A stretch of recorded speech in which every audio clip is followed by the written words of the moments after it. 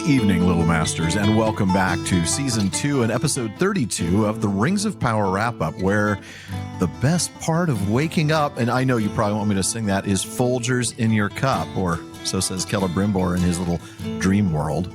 Oh, come on. What is Folgers? Explain to the Brit. Oh, no. Do I have to explain? Well, it's made of herbs. No, I'm kidding. It's a coffee brand, and it's a very, very famous jingle, the best part of waking up bit. So I apologize to the third of our audience that probably doesn't get that reference. Oh, wait. Coffee? You're actually going to tell me that Celebrimbor, the properest elf that ever did properly elf, is a coffee drinker? That man has green tea in that cup. Okay. Don't at me. It's not going to be tea Earl Grey hot?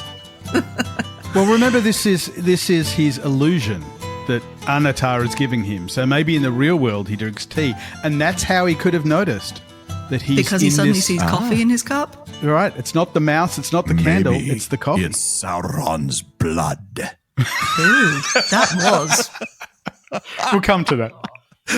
We'll get there. That's a real dark roast. Yeah, that's real. That's a dark roast. All right. Anyway, we digress We do. because, folks, it's time to pull up a bench in the common room. I'm Sara Brown, shield maiden of Rohan, who has no clue about all these American references.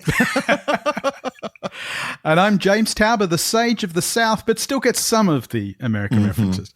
And we're both here with our educator of all things culturally American, Alan Sisto, Or something. the man of the West. Please don't put that on me, man. I don't want that responsibility. Folks, tonight we are going to be talking about Season 2, Episode 7 of Amazon Prime Video's television series, The Lord of the Rings, The Rings of Power. The episode is titled Doomed to Die.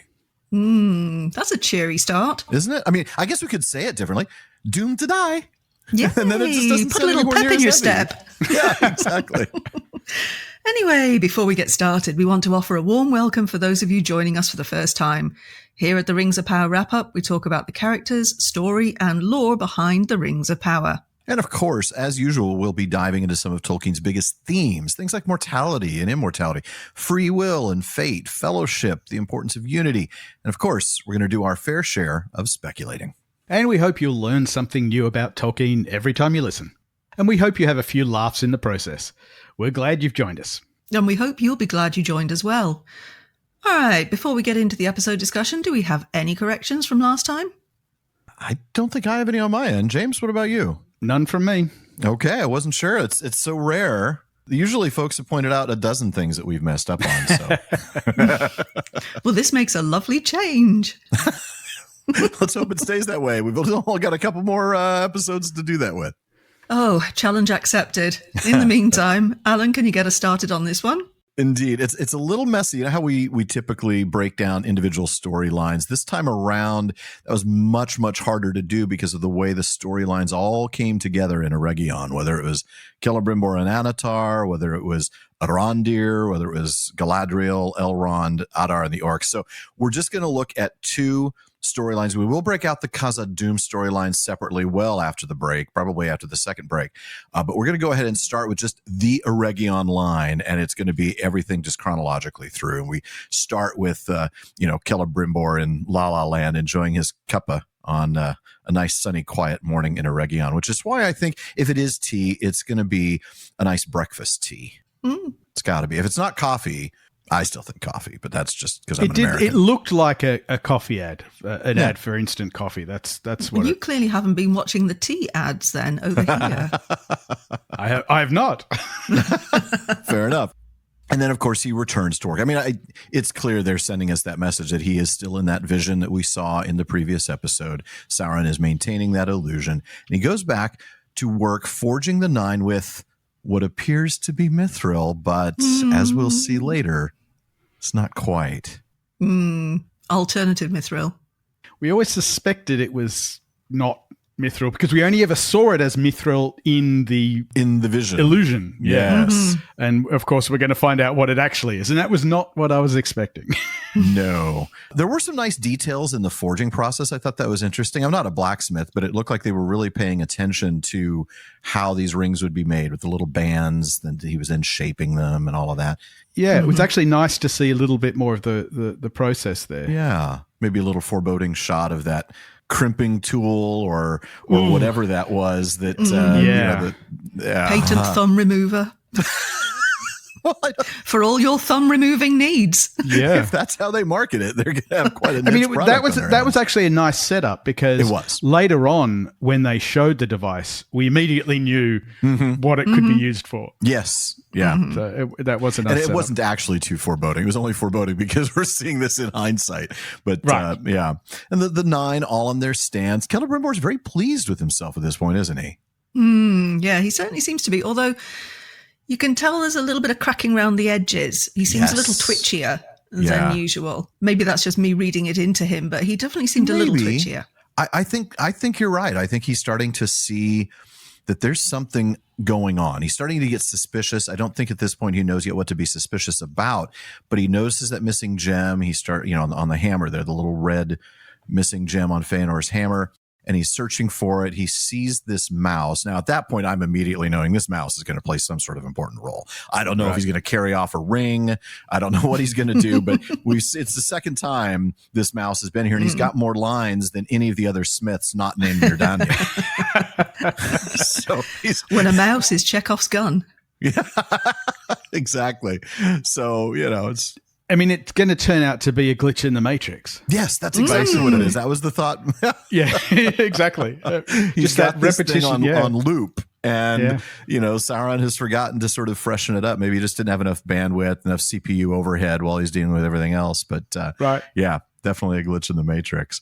And speaking of glitches in the Matrix, right, the vision cracks a bit more when Celebrimbor looks at himself in the mirror and briefly sees himself as he really is, completely disheveled, completely just overworked, fried. Sauron's pushing all the buttons.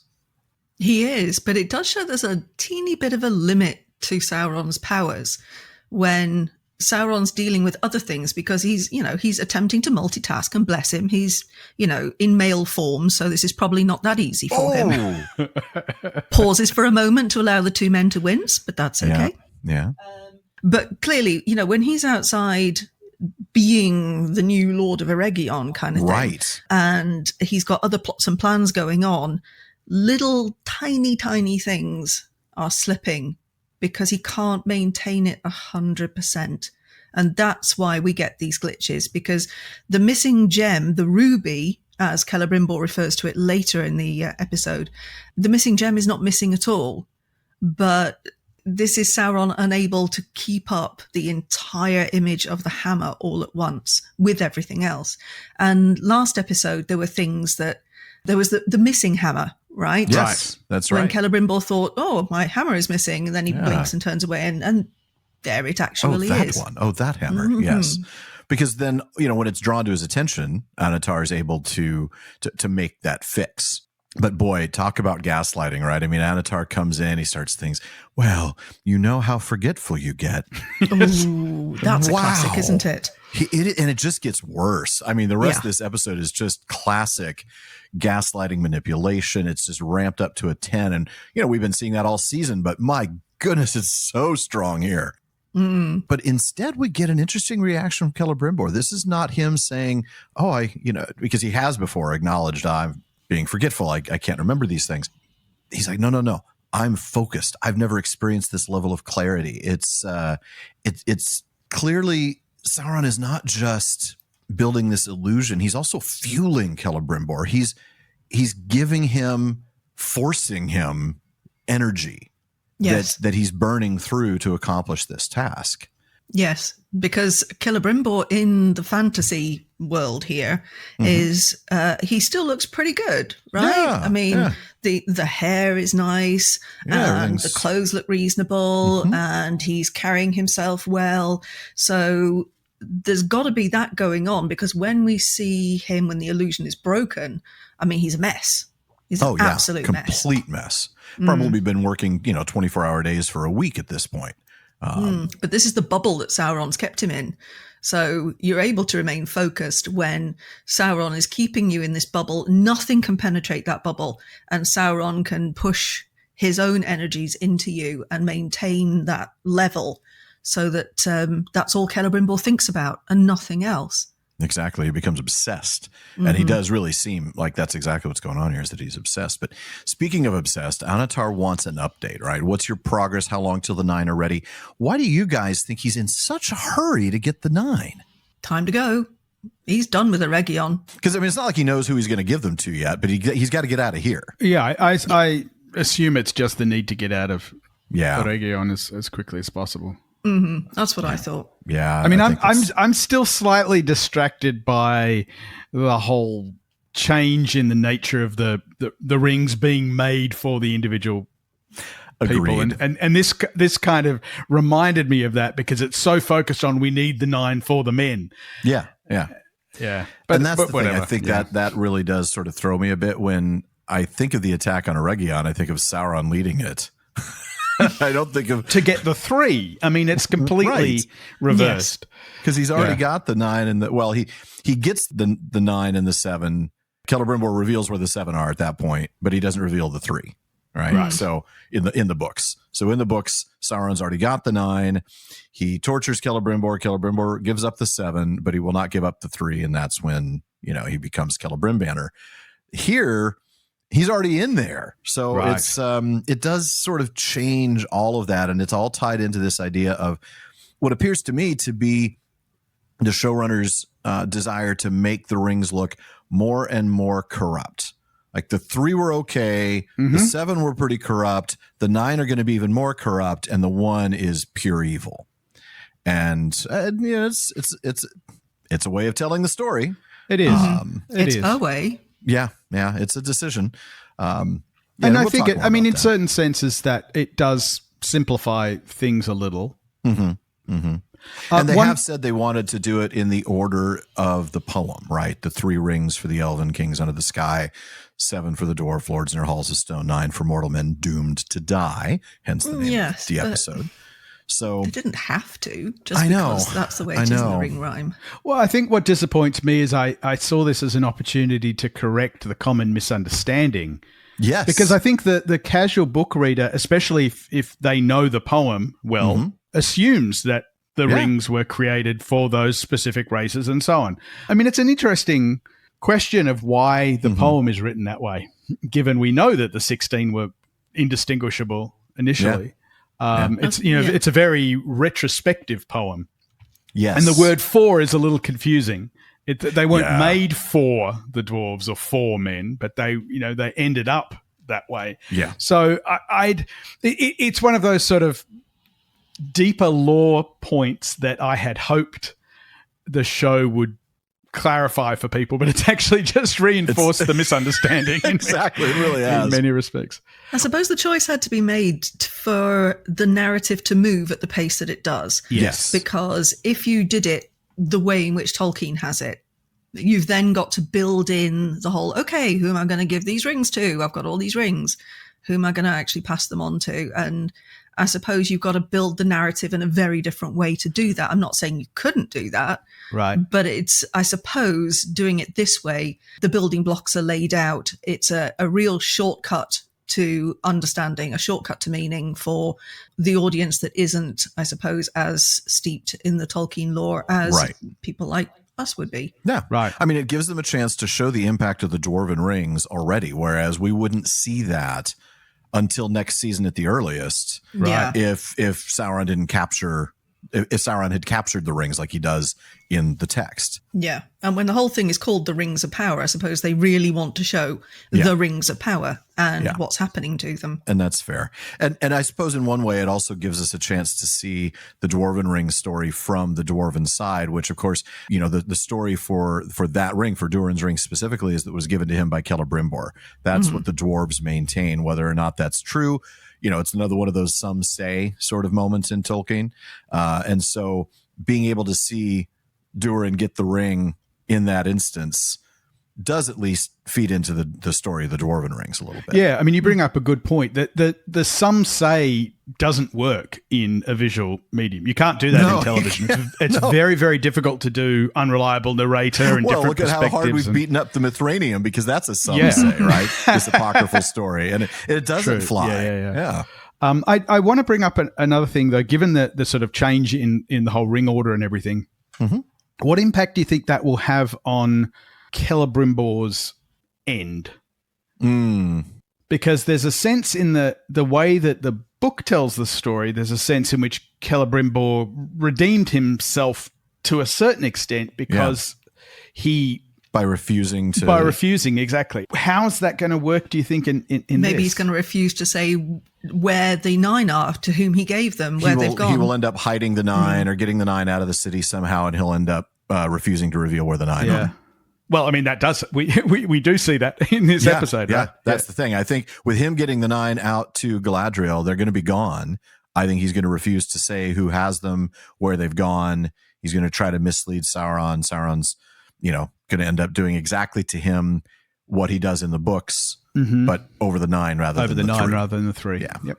That's what I'm hoping. That's what I assume. He does need that chance to redeem himself. I mean, he's been absolutely, corrupted, in part willingly, right? Like he was in the books. He very much, he was the only one who got seduced. I mean, I know in the show they've made it clear that Galadriel was also heavily influenced, but in the text it is the elves of Eregion led by Celebrimbor who fall for his lies, and they fall for his lies specifically because he gives them this ability to create these powerful artifacts, and these are Noldor who love to create powerful artifacts. Yeah.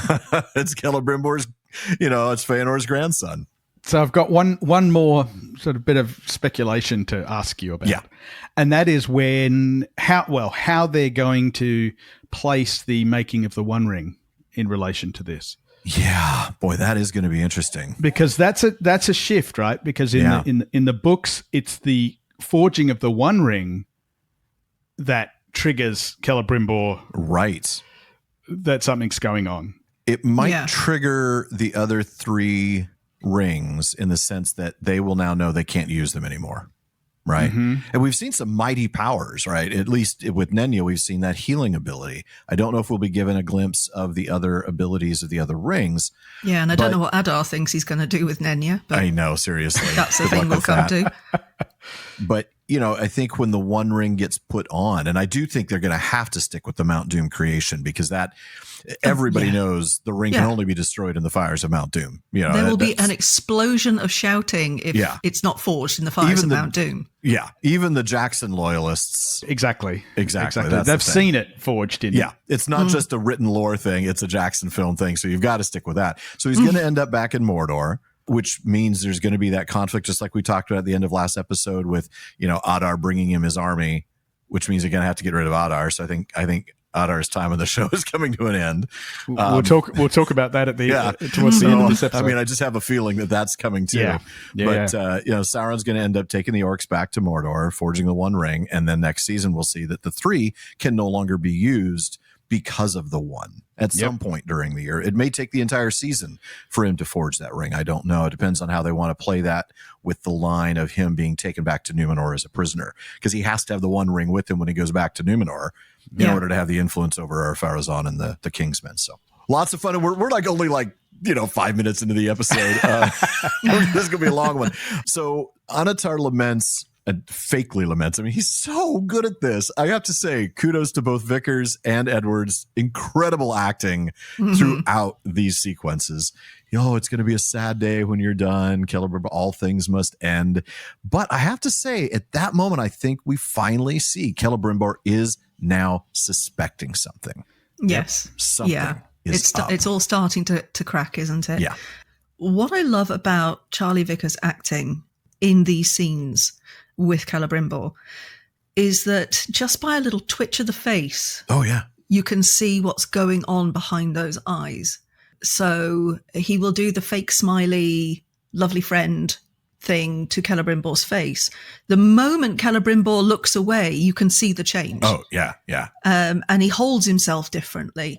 The whole thing is so well done. It really, really is. And these two are pulling off one heck of a performance. They really are. It's so compelling. It pulls you right in.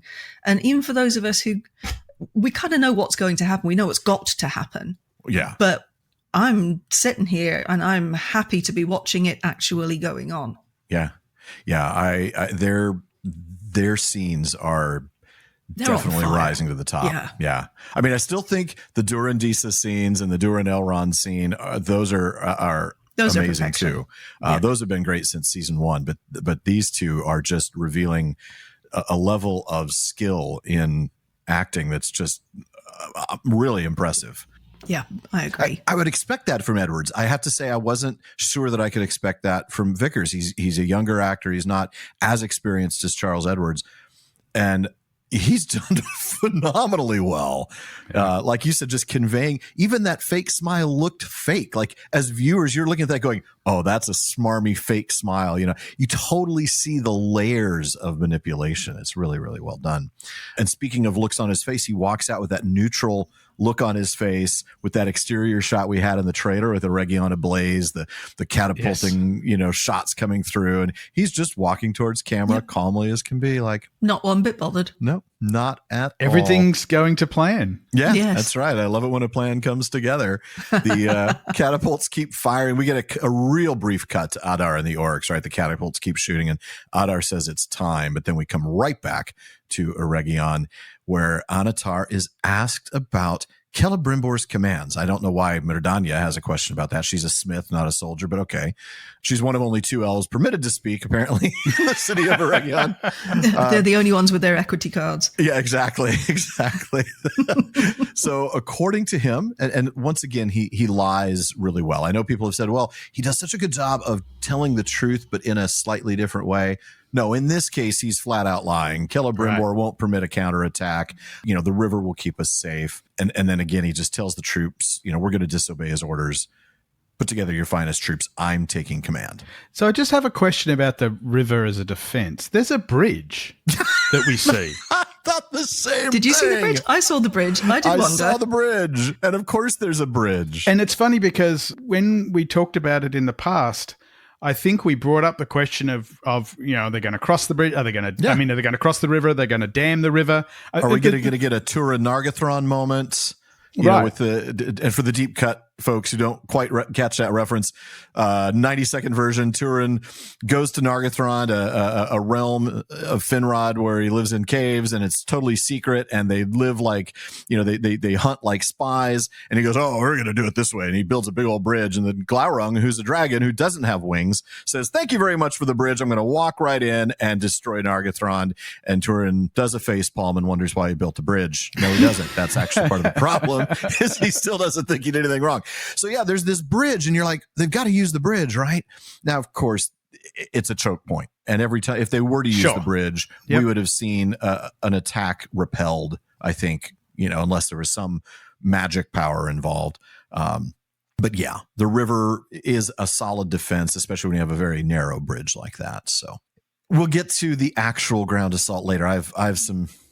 Well, actually, we'll get to that real soon, right? First, we get Annatar tells Mírdania that Celebrimbor's mind is gone. It is. Annatar's taken it. And that they are alone. And then we get the creepy touch moment that reveals Mírdania would not have reported him to HR. Oh, yeah. I was wondering if we were going to get the second most awkward kiss of the episode. Really awkward kiss. Goodness, that would have been awful. Oh. Well, we're still going to get the most awkward kiss. Yeah. I'm going to save my revulsion for that moment. But did you notice there was a moment when she reaches out to touch him, his eyes flick down to her hand on him? Yeah, almost like, what are you doing? Yes.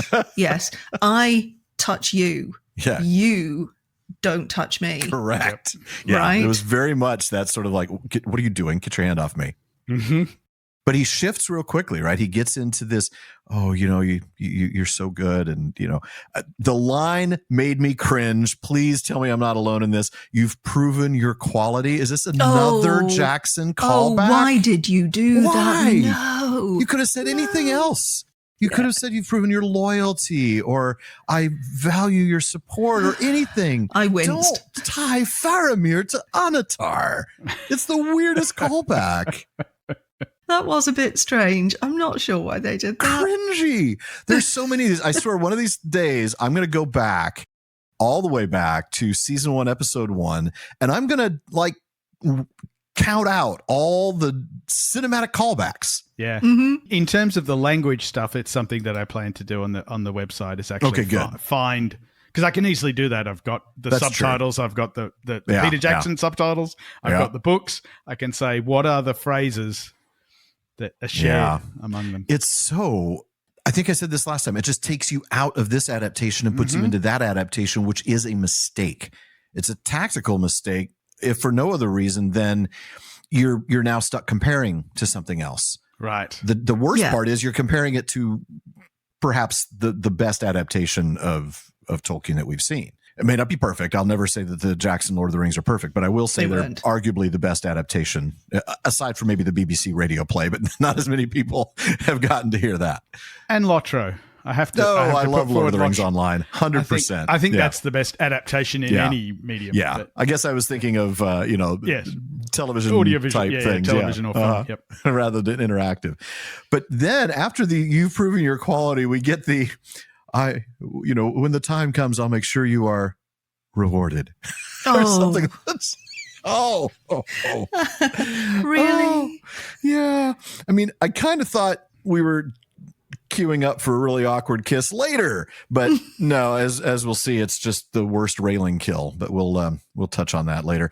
This is when we see the siege engines, and I want to talk about this only because this seemed like one of those moments that, like, really, I get sometimes we have to suspend disbelief. I don't like that. Even Tolkien made it clear that's not what you really should ask your readers to do when you're telling a fantasy story. You need to create a world in which these things are believable. What's that line? If I'm going to tell you about the green sun, I need to create a world in which a green sun is a believable thing. You shouldn't have to suspend your disbelief. Yeah. But here I'm having to suspend my disbelief. Teeny tiny little rocks in comparison to the size of the mountain are supposed to bring the entire mountain down.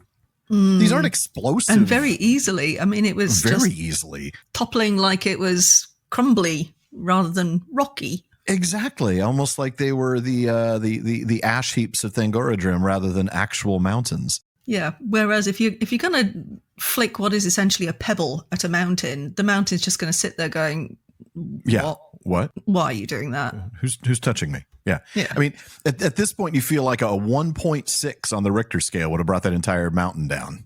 It does feel a little odd. I know they had to find a way to shortcut and dam up the river, but that just felt, I don't know, felt like an excuse to show off some CG that was not bad, I suppose, if you could step out of the idea that physics matter to this world.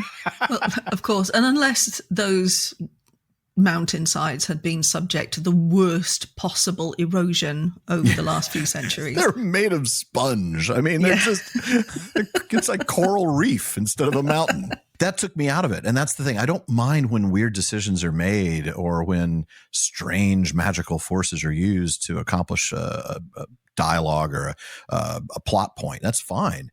But it just took me out because it felt so weird. Like, really, that can't happen. You could have had a few orcs swimming the river and then hightailing it up the mountain and then popping in some nice big blasting charges. Yeah, exactly. Some sapper orcs blowing up the mountain would have been far more believable. That's what you need, is a group of sapper orcs. Yeah, exactly. Like the guy from the Two Towers carrying the big explosive into the culvert at Helm's Deep. We needed like a dozen of those guys climbing up the mountain. So. Talking of which, I mean, I'm watching the Siege of Eregion thinking, well, they did take some inspiration from Helm's Deep, didn't they? Oh, yeah. Absolutely. Trying to figure out how to get in that wall. And almost like-for-like moments. And then, of course, we get on the wall. And and then we get moments that are, well, it's the Siege of Pelennor now. It's the Battle of Pelennor Fields, rather, because you could see, with the big line of the horses. And, the cavalry charge. Yeah. So we will definitely get to that. But that's when Anatar, who actually for the first time seems to have been taken by surprise, says to prepare for the ground assault. I think he really genuinely did not expect this. I think he thought he was going to have more time, that there was no way they were going to be able to get to the city. He's wrong. And this is going to be an interesting moment. But we do cut briefly to Arondir coming upon that scene from the other side of the river, clearly disturbed as he watches the river dry up. Not dry up enough, let's be honest. I don't think that we'll get to that, but I don't think that riverbed is going to support the advance of an army of that size, especially with any sort of siege engines. But hey, We do cut back then to Celebrimbor putting a gem in its setting, a little finishing touch on the 9. I liked that ring. I liked the way that one looked.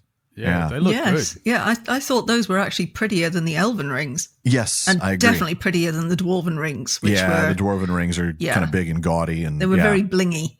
They were very blingy, which I suppose makes sense given what they're supposed to do. But yeah, I did like this one. This looked nicer, looked more subtle. I could imagine it. But that's when we see my new favorite supporting character, Mr. Mouse, again. He's thanked his agent because he's gotten so much screen time. And that is when Celebrimbor definitely starts to suspect not just something's happening in general. He begins to suspect something very specific, because that's when he goes over to the candle and marks the little line there so that he can come back and check it later to see how much time has elapsed. He's figured it out, hasn't he? He's figured it out, yes. He's figured out that something is very wrong. And I think this is about him proving it to himself. This is a way of proving that what he thinks is happening. Okay, so that's when we come back and we do get the ground assault beginning on Eregion. I have to say the music's pretty spectacular at that point. Bear McCreary's score, again, one of the high points of the show. I have a question for you guys. Did you notice, as we're seeing the ground assault begin and the elves are up there shooting what they can, the sort of the jade green and the gold colors that we've seen? It looks like the paint is the jade green paint is sort of rubbing off and we get the exposed metal beneath. What is this a statement on the condition of Eregion's army? Like the armor's really heavily worn, aged, old? Are they trying to tell us just ancient, or are they trying to tell us decrepit? Because this isn't exactly what we envision when we think of like elves in armor and ready to fight. It's certainly not what we see when the elves arrive, when Gil-galad and Elrond arrive with their heavy cavalry. Their armor looks sharp. Yeah, this armor looks like it's pretty. just been dug out of a closet somewhere. Is it supposed to reference kind of hubris on the part of the elves in Eregion, thinking that they're unassailable? And maybe. Nobody's come anywhere near them, so why would we worry about it? I mean, I have to say, for Eregion, the army's not very big. No. Now, I know that it's not. Only about 3 of them have got any lines anyway, but I'm not seeing an army of any size. No, we're seeing maybe a dozen or 2 archers on the parapet, and that's about it. Really? Is that it? Yeah. But I'm wondering why they have had an army at all. Well, you need people for ceremonial purposes, don't you? If nothing else. Fair enough. But it sort of surprised me that they would be as ready as they were. Yeah.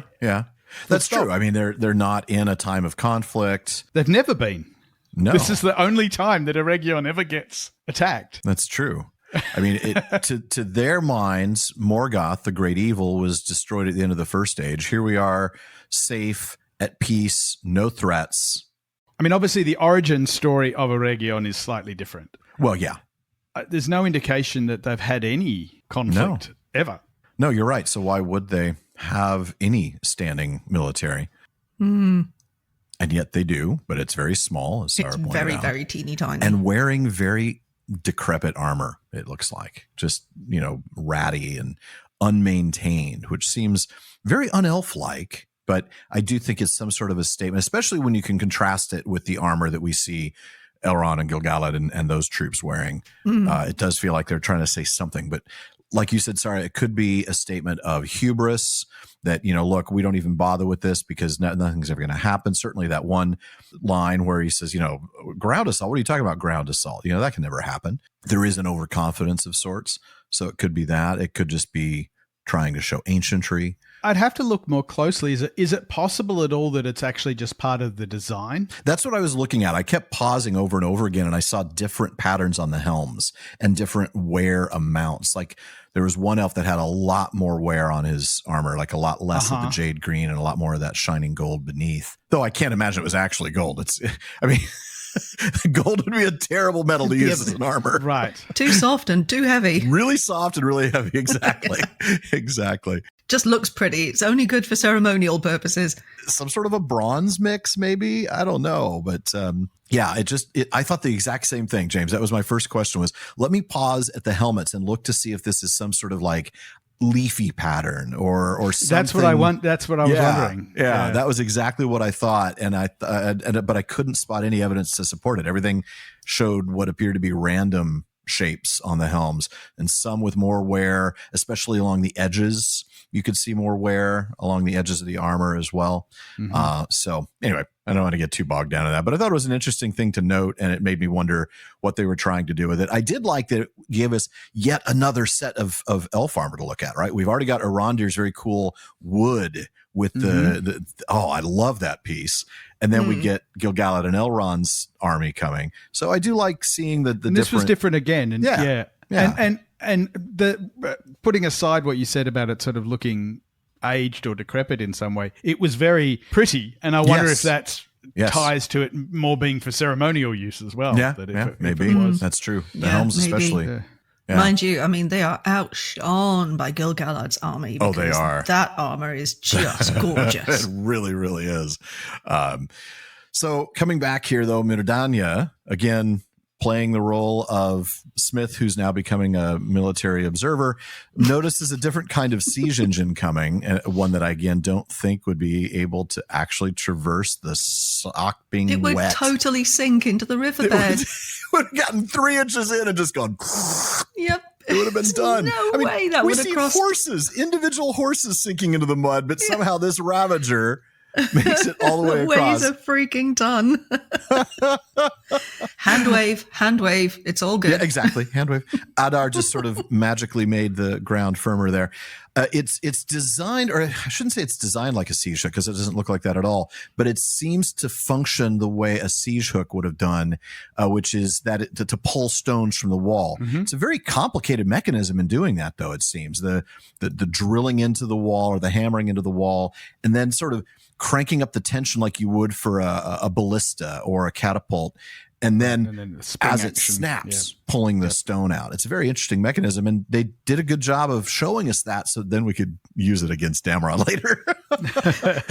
But of course the elves in Eregion seem to have absolutely no understanding of how to counter any of this. I mean, all they need to do is read a few history books about the Middle Ages, because they'd have known to have some big rocks to throw down on them and some nice boiling oil to throw down on them, or some nice burning tar. And there wasn't even much of a cover over this siege engine, was there? I noticed that the cover was very limited. I mean, certainly it wasn't enough to protect the people pushing it from being shot by archers. And the siege engine was made of wood. Now, how can we stop something made of wood? Let me think. What else floats on water?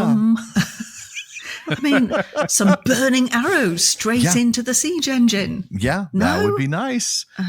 Burning oil. I mean, we're going to see flaming arrows later. We will. It's not that they don't exist. But so much easier to, I don't know, from the inside. Point one down from above. Yes, because then you get line of sight, of course, which is all she needed. That's going to be important later. Yes, it will. So when we come back to Celebrimbor and Anatar after the beginning of this siege, this is where Celebrimbor has finally found that flaw. This is where he's put it all together. The mouse is repeating. There's a glitch in the matrix. The embers haven't changed. The candle hasn't melted. What have you done to me? But he says it calmly the first time. The first time, yes. It's a beautiful buildup. It really is. And no emissary of the Valar would do this. This was such a great scene. Talk to me about this. What was your favorite moment in it? For me, it was the flinging of the hammer. Like, I've had it, I'm done. And he hurls the hammer and it shatters the illusion. But maybe there were some other moments in here that were even better. Well, just on that throwing the hammer point, I'm wondering if that rules out the possibility of the hammer being used later on for a certain thing. I kept waiting to see somebody else pick up the hammer. And that's a very good point. The hammer may be gone now. It may be. Of all the things for Celebrimbor to throw. Yeah. The hammer of Feanor? I mean, that just, very symbolic. I guess that shows really just how far he is gone at this point. He has just had enough. And I do like, though, the symbolism of that shattering the window, but also shattering the illusion. Yep. Yeah. Really finally driving it home to him. Yeah. But my favorite part was when he knocks over what he thinks is the pot of mithril. And what comes out is absolutely 100% not mithril. No. pitch black blood, the goo, Sauron from his goo stage. Oh, yes. Which, I mean, that's kind of clever because they are pointing back to him being goopy Sauron in the first episode. Yeah. That this is his essence.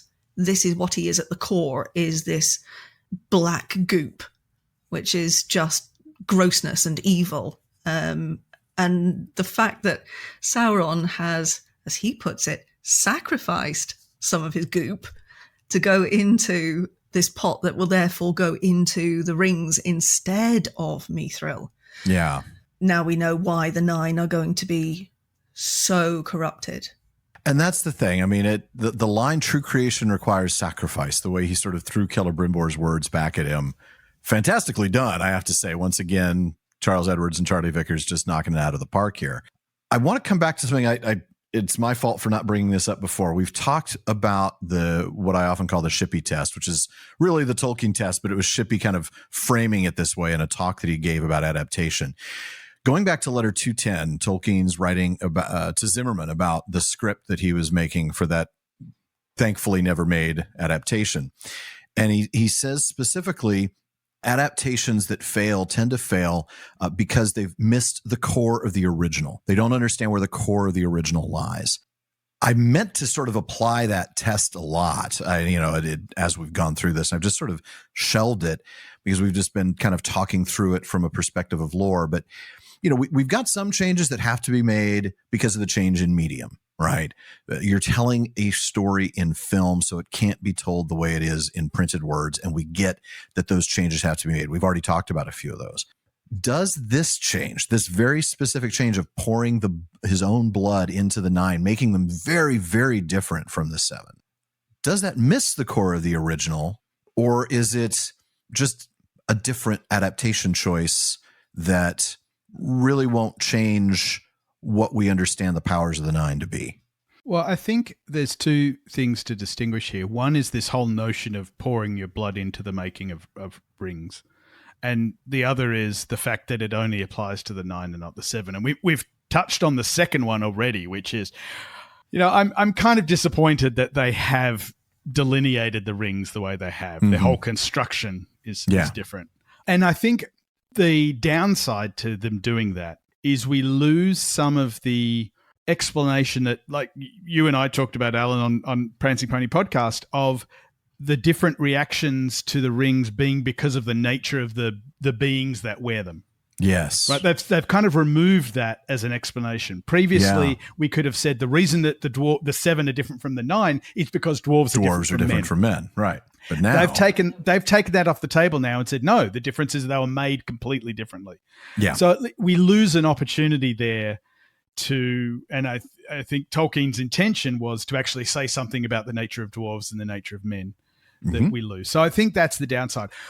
Coming back to the first point, though, of whether it's the core of the original having the blood involved, I was reminded recently that in the Peter Jackson film, there's a deleted scene where it's made absolutely clear that Sauron used blood in the making of the One Ring. Of the One, yeah. And I could buy that, right? I mean, because we know that he poured himself into it, right? So it's a very literal way of doing that. And that is a visual way, in visual storytelling of communicating that point, yeah. And I don't think we're ever told in the books that Sauron poured himself into any of the other rings. No. He taught them the craft. He ended up leaving Eregion while they were still making the Rings of Power. Like they hadn't even made all 16 yet. Yep. And he leaves. And then at the very end of making those 16, they make the 3 without his influence at all. So we know for sure that those were made after he left. And then he makes the 1. And by the way, this is over a 90-year period as well. Yeah, huge span of time. Which I get. Again, there's and that's the thing. It's things like the compression of time. I can understand why in this medium they had to make that choice. That's an adaptation choice. Yeah, they could have found some ways to maybe do it, but I get why time compression is used. It's a visual storytelling. I don't think that's particularly important to the story. No, it doesn't miss the core of the original, but this arguably does, because it is that distinction about who men are and their mortal nature that makes the way the rings impact men different, not only different from the dwarves, but even different from the elves. That distinction between men and elves is important to the core of the original. It's actually really important. And that's where I'm struggling a bit with this decision. But I guess we just have to wait and see how it goes. I 100% agree with what you both said here. It does miss the core of the original. But to play devil's advocate just a little bit, if we look at what the showrunners have chosen to do with the ways in which the rings have been created. Yes. To then try to bring in this idea about the dwarves responding differently to the rings than the men do because of who they are, I think that would take so much time in storytelling and so much time over episodes that it's not the shortcut to meaning that the way in which they've done these rings are. I'm not disagreeing that this actually misinterprets Tolkien's intention. It does. But in terms of giving the story over a truncated amount of time, over 5 seasons of 8 episodes each, you have to have some shortcuts to meaning. Yeah, that's fair. Short of a Shadow of the Past equivalent scene where you have an essentially all-knowing narrator in Shadow of the Past, folks, for those who don't know, that's the chapter in which Gandalf explains to Frodo the backstory of the ring and why it makes a mortal invisible, all these things. He talks a lot about the power of the ring. We'd have to have we'd have to have a moment like that where some really knowledgeable person would be explaining to somebody who doesn't know anything, well, the dwarves are reacting this way because of this and their nature, and the men are reacting this way to the rings because of their nature. That's not really great visual storytelling. Yeah, because that's not show, don't tell. I would even go a step further and say we've got to remember so much of what we know about the Second Age is told in the paratext. Oh yeah. So it's 100%. not even told within the story. No. And so that we don't want that. That's even worse than long exposition. Yeah, it is. Right? You're right. It really is. And so Tolkien does not convey this information in terms of narrative. No. So it's actually, in light of that, I think it makes sense that they have to. That's a fair point. They have to change things because it's the kind of thing that can't be told. I mean, it comes back to what we were saying about the dwarves as well. The information that we have about the dwarven rings is not in the narrative at all. It's in the paratext. And so, yeah. Yes. Yeah. I mean, I can understand their choices. I really can, because there just isn't the time or the space to do it the way Tolkien has told it. And as James said, it's not like he told it in a way that could be represented on screen He told it in anyway. a bunch of notes that Christopher put together after he died. I mean, it's just, exactly. And of course, let's not forget, just another reminder, Unfinished Tales isn't what they have the license to use. So they would have to go and get additional permissions every single time that they wanted to cover the story the way it was told there. So they have to fill in the blanks a little bit. But I do still struggle with the fact that this definitely misses the core of the original in terms of the power of the rings. So that's a disappointment, but I can, like you said, Sarah, understand why they made this choice. And James, like you said, it's in the paratext. How are you going to tell that story? You can't really tell that in a visual medium. So coming back to the show, Celebrimbor goes out to observe the city, right? This is now the spell is broken and he is devastated, right? He's looking out. He is devastated himself as he sees the devastated city. You can just see it weighing on him and the shock of all of this. And then, of course, he's immediately knocked to the ground by a catapult. Oops. He gets up, he climbs up to the parapet, and he's trying to gain some control of the situation. Like, okay, now I get it. All of this was a vision. I've been completely fooled. Let me tell everybody that I've been completely fooled, and here's who, and here's what we're going to do about it. Mirdania, I was completely deceived. See, I remembered your name. But of course, it's too late. She's been convinced by Anatar, and she does not believe him. And then, of course, cue the arrival of Anatar, who is now going to take this situation and absolutely just manipulate him even more in front of everybody. It's nasty. Anatar's facial expressions here are just perfection. Aren't they? He has that sorrowful, slightly disappointed look. Yeah, exactly. I mean, it's just brilliant. He really is. I'm so sorry to have to say this in front of other people, but I'm not mad. I'm just disappointed. Yeah. Yes, that's it. That is exactly it. I'm not mad. I'm just disappointed. Oh, my goodness. So, I mean, nobody believes Celebrimbor. He is Sauron. He is Sauron. See, look, he's even got black blood, and Sauron, who can do, illusions all day long, says, nope, And then can we talk about this just for a little bit before we go to the break? What is the most unnecessary railing kill I have ever seen, right? It was a bit, why did you do that? Yeah. I mean, I know we have to get rid of her. She's not going to move the story forward. We all kind of knew that when Eregion fell, Mírdania was going to go with it. But come on. Poor Mírdania. We barely knew ye. And to make Celebrimbor feel like he killed her. I mean, it's just the icing on the cake, turning his hand a little bit and forcing her to fall over the railing and not even die when she hit the ground, but to have to get butchered by that orc. Oh, yeah. And that's made it even worse. Goodness. And you can see that look up. I do have to say, at least that was done well. She's lying on the ground, broken back, probably no breath. She knows she's about to die. And she looks up at the camera, up to Celebrimbor with this look of why before she realizes she's about to get finished off by this orc. Man, that was awful. I was sad. She deserved a better ending than that, I think. And Celebrimbor does at least wince when he sees her being butchered. Exactly. Ooh, oh, that's going to hurt. Ouch. Yeah. So do we agree that she's not Celebrimbor now? Celebrimbor? She's clearly not Celebrimbor, no. No. She's just an elf with the worst elven name ever. Yeah. Which is just sad. It is sad. She did a great job, by the way, Amelia Kenworthy. I enjoyed watching her performance, even if I didn't like the name of the character and I didn't like how she was schmoozed by Anatar. I doubt she liked it much either. So before we go to the break, we'll touch one more thing. This is when Anatar says, look, finish the 9, I will spare your city. I want to talk about this last bit before we step out for a minute, creating a perfect and lasting peace. That's what he claims the rings will help him do. And this is exactly Sauron. This is exactly who Sauron is in Tolkien's words, because, and we get a little bit more about him and Morgoth, but we'll come to that later.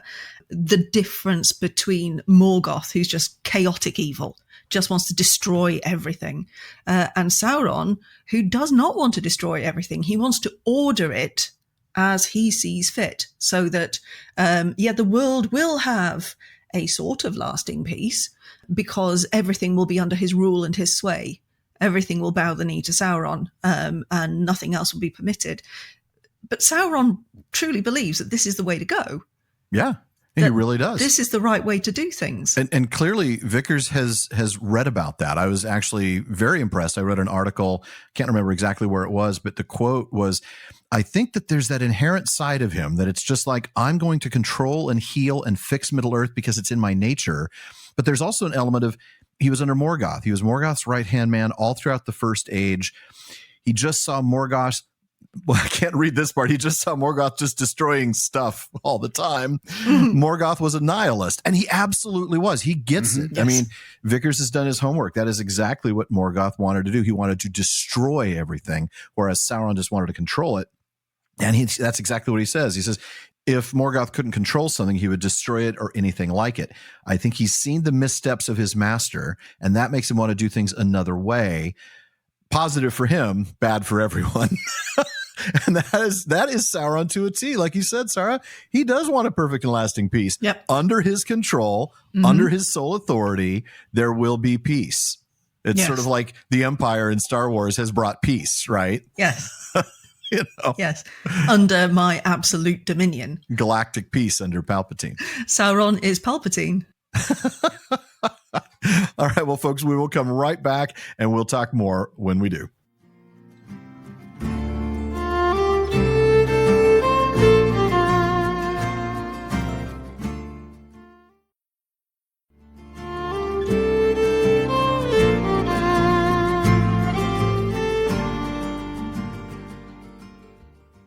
We're about to get back into our discussion of the Siege of Eregion in the 7th episode of Season 2, but we want to remind you that when you finish listening to us, the talk continues all night long at the Rings of Power wrap-up. We have an amazing community of listeners, and they really do keep the conversation going. from the Rings of Power group on Facebook, our Twitter feed, our Reddit community, and more. So on Facebook, just look for Rings Wrap Up. Be sure to follow the page, but you're going to want to join the group to get in some great discussions on the TV show as well as on each of our episodes. If you're on Reddit, look us up at r/ringswrapup and follow us on Twitter and Instagram where we're at ringswrapup. And if you enjoy the show, please help us by giving us a rating and review on Apple Podcasts and recommend us to your friends. All right, folks, let's go ahead and get back into the Siege of Eregion. This is when Elrond arrives with the elves, this huge, heavy cavalry force. Great moment. The music, the horn, yet another cool horn as Elrond arrives and the horse is standing up on his hind legs. Really dramatic moment. The charge is prepared and launched, and they form up in what looks like a wedge formation, which is an interesting approach rather than what I would have expected, but okay. I'm sure, I want to get Brett Devereaux on here. Yeah, that'd be fantastic. With him about the Battle of Pelennor Fields and all of that. I really want to get his take on this. Yeah, because I'm not sure that a flying wedge like that is the most effective way of using your cavalry. No, not a heavy cavalry like this. This is all about shock formation. This is all about breaking the morale of the unit. But of course, the charge doesn't hit, so it doesn't matter what shape it takes. They managed to apply the brakes pretty quickly, don't they? I know, didn't they? I thought, wait a minute. I don't think they're going to be able to stop everybody in time. You're going to have a bunch of people piling into the backs of the other horses. It's going to be a real mess. Very undignified. That was communicated very well. Yeah. And very timely, yes. It's amazing that the people at the front who saw Galadriel were able to tell the people at the back, please, can you stop galloping now? We're stopping, yes. Otherwise, it's going to time to get out your insurance card and take pictures of the damage to the rear end of your horse. So the orcs bring that carriage out and, put the blade at Galadriel's throat just in time to stop the charge, even though, of course, Elrond said he would put this all above her life. He lied. Of course he did. And it leads to this parley with Adar and Elrond. Before we do, I did also note, and I'm sure you saw this as well, that down the line shot when the charge had stopped.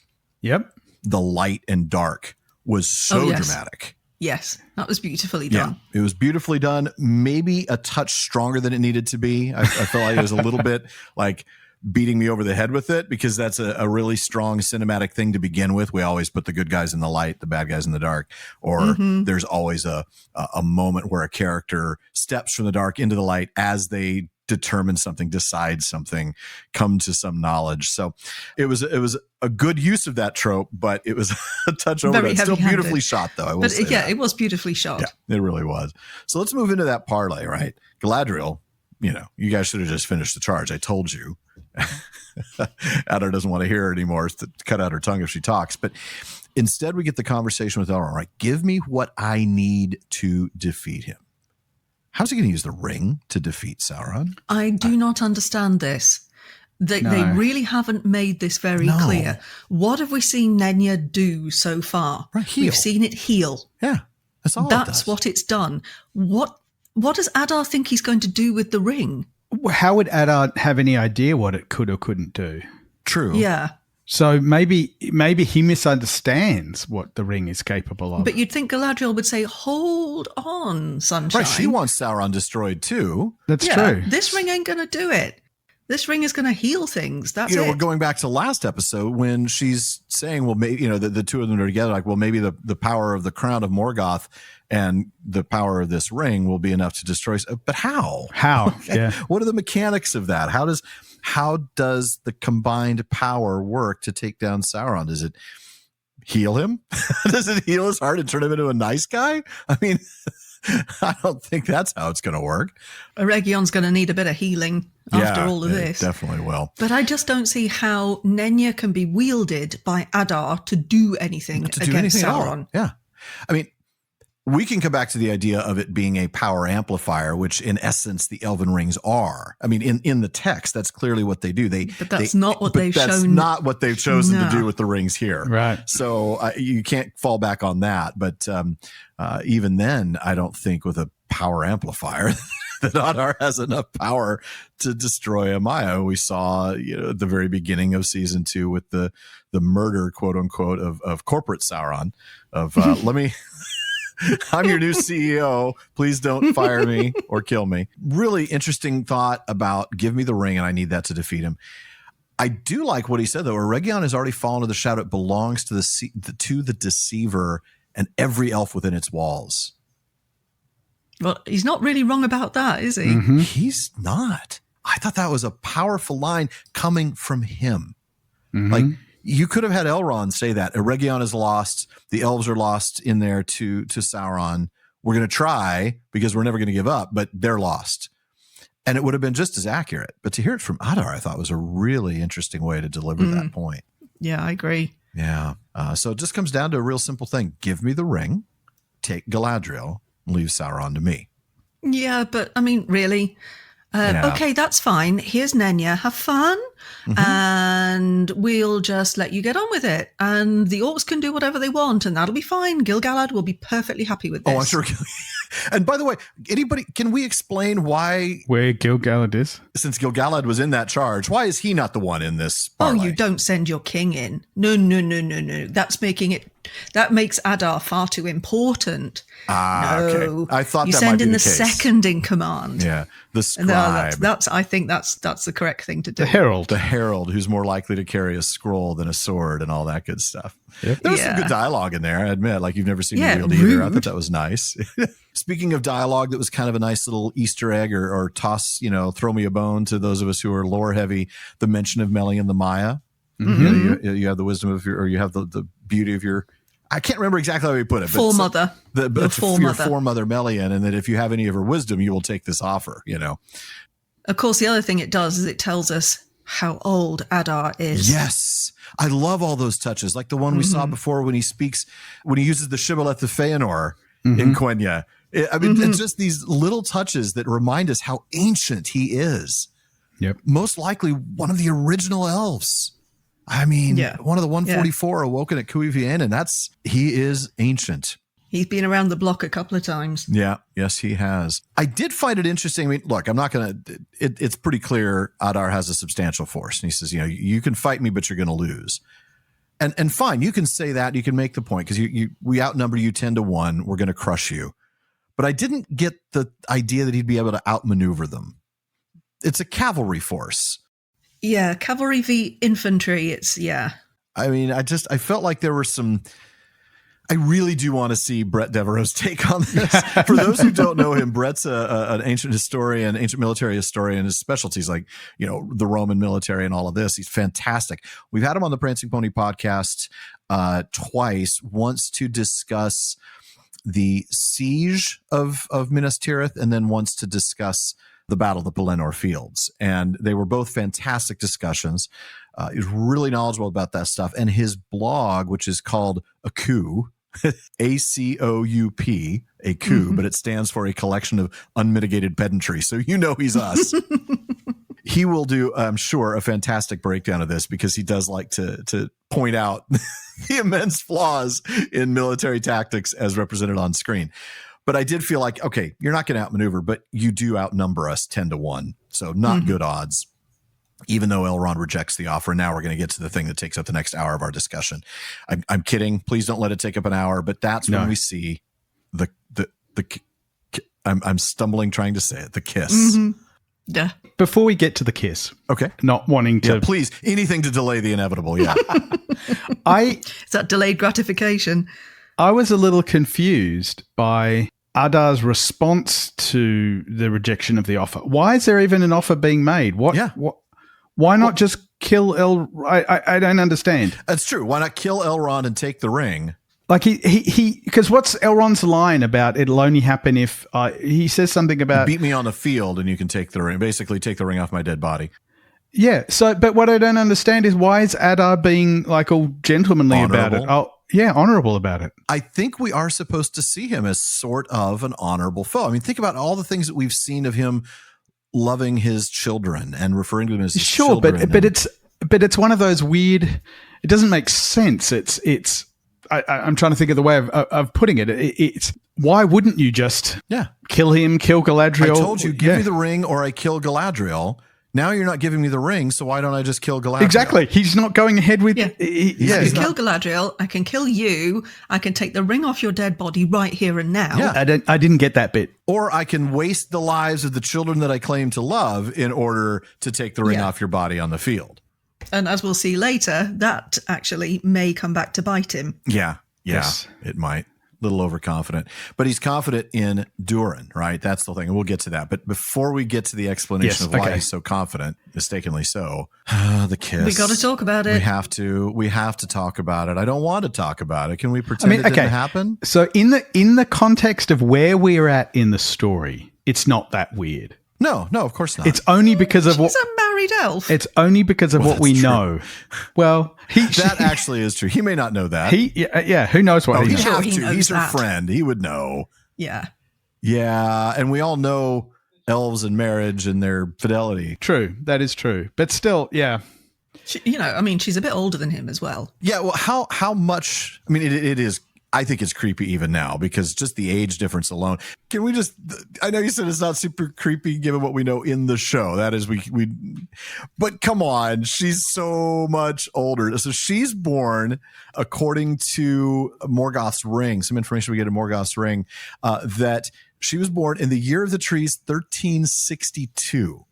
Now, the first age would end up going, how much longer? See, 1362, then we end up in the years of the sun. Now, the year of the trees are longer. I'd have to do a ton of math to figure it out. But even if we just assume 1-to-1 basis, we still have another 590 years of the sun. And then Elrond isn't born until first age 532, which is in the year of the sun. So she's at least, 600 years older? Yep. That's fairly significant, I think. And like we said, she and Elrond are friends. So he's going to know that she's married. Mm-hmm. So I actually have to say it's creepy. But we still haven't addressed the kiss. No, we haven't addressed the kiss. You just don't want to talk about it, do you? No, I really don't. Okay, look, I know cinematically the reason for the kiss was so he could sneak that pin to her so that she could get out of her restraints and escape. But can we talk about how the fact that once he eventually marries her daughter, this is going to make things very awkward? Mm-hmm. Yes, it's a whole new episode of How I Met Your Mother. Oh, I'm imagining him telling this story to Arwen. So, funny story about funny moment. Your grandma. Yeah. Okay. At least Galadriel was surprised by it. I'm imagining Elrond to Galadriel saying we should never speak of this again. This didn't happen. Yeah. And that's totally fair because clearly Galadriel was like, what just happened? The look on her face was not one of, oh, don't leave me, sweet man, now that I've tasted that glorious kiss. Sweet man with your lovely windswept hair. This charming man is not exactly. So many charming men. Oh, okay. All right. Yeah. The kiss. I just, anything else we want to say about it other than the fact that it clearly would never have happened? There's nothing more to say. It's in his kiss. Oh, wow. Yeah, I guess. Thank you. I'll be here all week. Yeah. No, really, I'll be here all week. At the rate we're going, we will be. All right. Then we get to the reason why Elrond was confident, right? Meet me on the field, even though we're outnumbered 10-1, because Durin is going to come and save the day. Yeah. All we've got to do is keep Eregion standing so that there's a place for Durin to arrive, right? We have to make sure that when he gets here, the battle is still going on so that he can come in and save the day. I have to say that when we cut then to the fighting, and this is something I hope Brett talks about, Elrond and the elves are fighting with the orcs, but not in a way that takes advantage of the mobility and shock force or shock value of heavy cavalry. Well, there's about half a dozen of them left, and they're all on foot. Yeah, exactly. And they're charging through, they're riding through this orc camp in like single file. Heavy cavalry is designed to be used like a hammer. Mm-hmm. Line up across, and just run them over. 20 broad, 3 or 4 deep, run right through, shatters the morale of the unit, everybody scatters. That's how heavy cavalry work. And the other thing you don't do, and I remember this actually happening in the Jackson films and me screaming at the screen then too, don't stop. If you're a heavy cavalry unit, don't stop. Then you're just the most vulnerable thing on the battlefield. Yep, because they can just pull you straight off the horse, as happened. Yes, as exactly happened. You just don't do that. I mean, I know why they did it. They did it so they could give us some nice fighting scenes with Elrond, looking great in his armor, having that little fight with that nasty orc, and a really clever way of killing him, getting him on the catapult and flinging him to the wall. But I got to say, the killing of the horse was, I don't know about you, I found that brutal, deeply disturbing. Yeah. Yeah. I thought there was a really, really great nod to the scene in the Two Towers when, is it in the Two Towers or at the beginning of the Return of the King? Oh, I can't remember now. Where Gorbag licks the knife. Yes. That was definitely a visual callback to the, Yes. I know exactly which scene you're talking about. That was really good. That was. And that actually kind of worked. It just shows the brutality of orcs, right? And again, same with the killing of the horse. This is an unnecessary thing. He certainly didn't need to slit its throat. That horse was already on the ground, already out of combat. But he wanted to. It was, He wanted to. Wanton and cruel and intended to inflame Elrond, hopefully into maybe making a mistake in combat.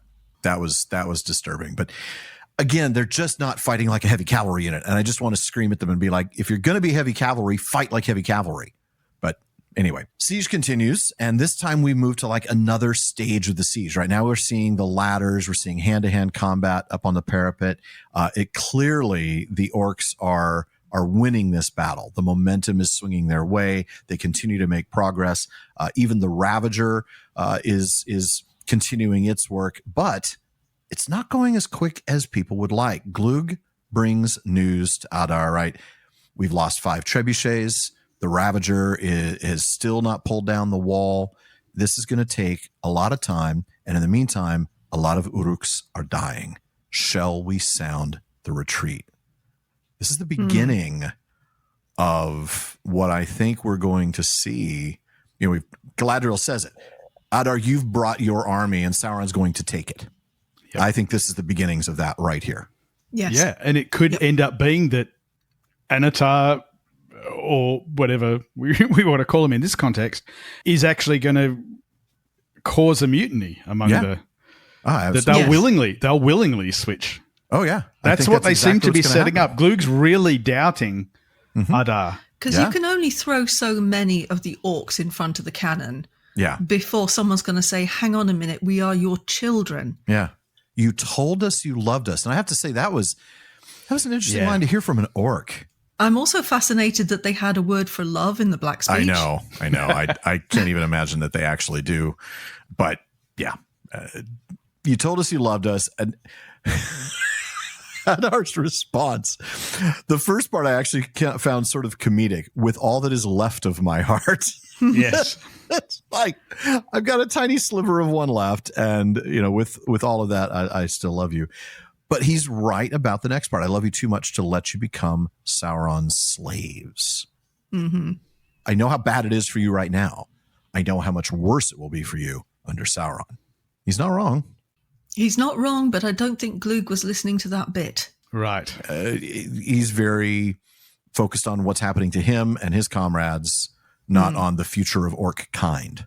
Right. He's not thinking in the long term, which I can't blame him.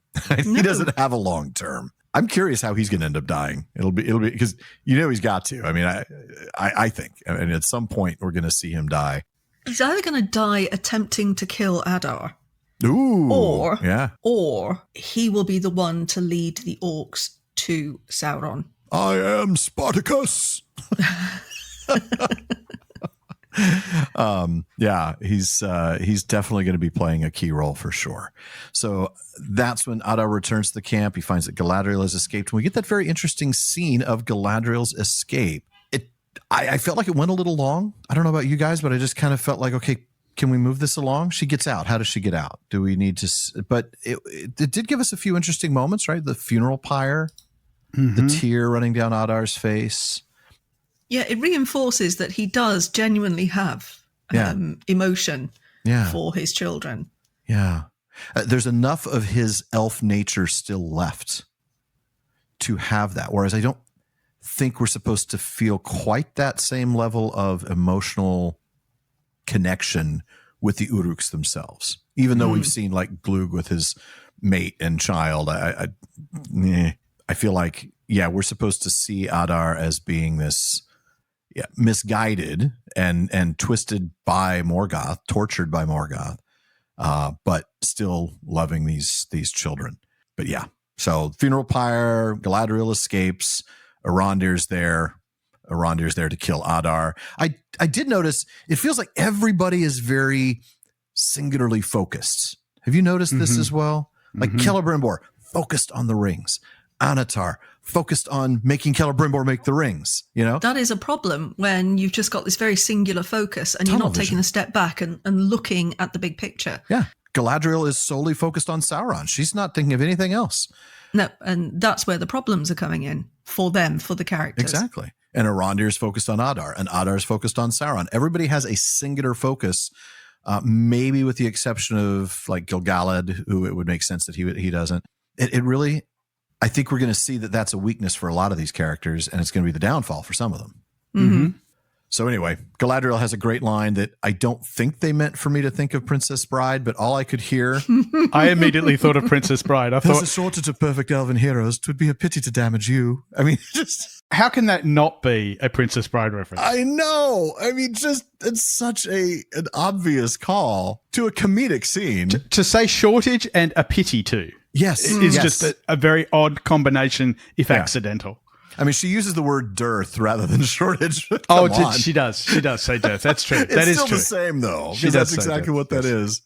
You're right. It's not exactly the same, but still, it immediately made me think. Yeah, I know. And we can't be the only ones who really heard Princess Bride there. And now I want Arondir to come up to Adar and say, "Hello, my name is Arondir. You killed my woman. Prepare to die." And Adar to have 6 fingers on his right hand. If only we had a wheelbarrow. So I'm sorry. Now I'm putting together the Rings of Power Princess Bride mashup in my head, and it really is going to be funny. I think that could work. I think it actually could. Yeah. We come back to just the highlight of this episode, the Anatar and Celebrimbor. Sorry, scenes. I was going to say just following. Yeah. I'm now picturing Fred Savage after the kiss. Is this a kissing book? That's great stuff. Perfect. Oh, man. Well, we sort of saw either a combination of the shrieking eels or the rodents of unusual size with that swamp thing that, well, you've already found the dangers of the fire swamp. Exactly. Yes. I'm not saying I'd like to build a summer home here, but the trees really are quite lovely.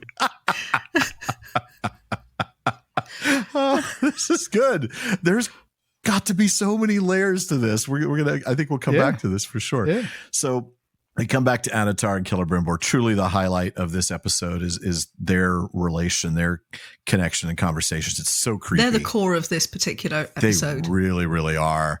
And Anatar, I get creeped out by the way he says this. Do not be afraid. This too shall pass. It just feels like... Yeah. Creepy vibes. Yeah, seriously. It's almost beyond creepy. He promises him that, our sufferings will be worth it. What do you mean our sufferings? Can we not use that plural possessive? Because I don't know what you're talking about. And that's when we get the classic abuser move, the victimizer claiming to be a victim himself. I was abused by Morgoth. I can see it now. Celebrimbor, I'm so sorry. Hurt people. I mean, it's just stop blaming somebody else. It's just Yeah, but to what extent in the lore? To what extent was Sauron abused by Morgoth? None. Right. I'm not aware of it. He was persuaded to join his side, and he was his chief lieutenant. He was never abused by Morgoth. No. He was a happy second in command, right? Absolutely.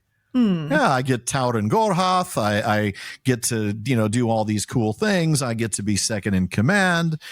Yeah. No, there was never any, abuse or any sort of mistreatment on the part of Morgoth towards Sauron. But it did give us a chance to hear Anatar explain what we just talked about a few minutes ago. The difference between... exactly. Lawful Morgoth's evil versus purpose. chaotic evil. Yeah. Sort of the destruction versus perfection is sort of what it boils down to.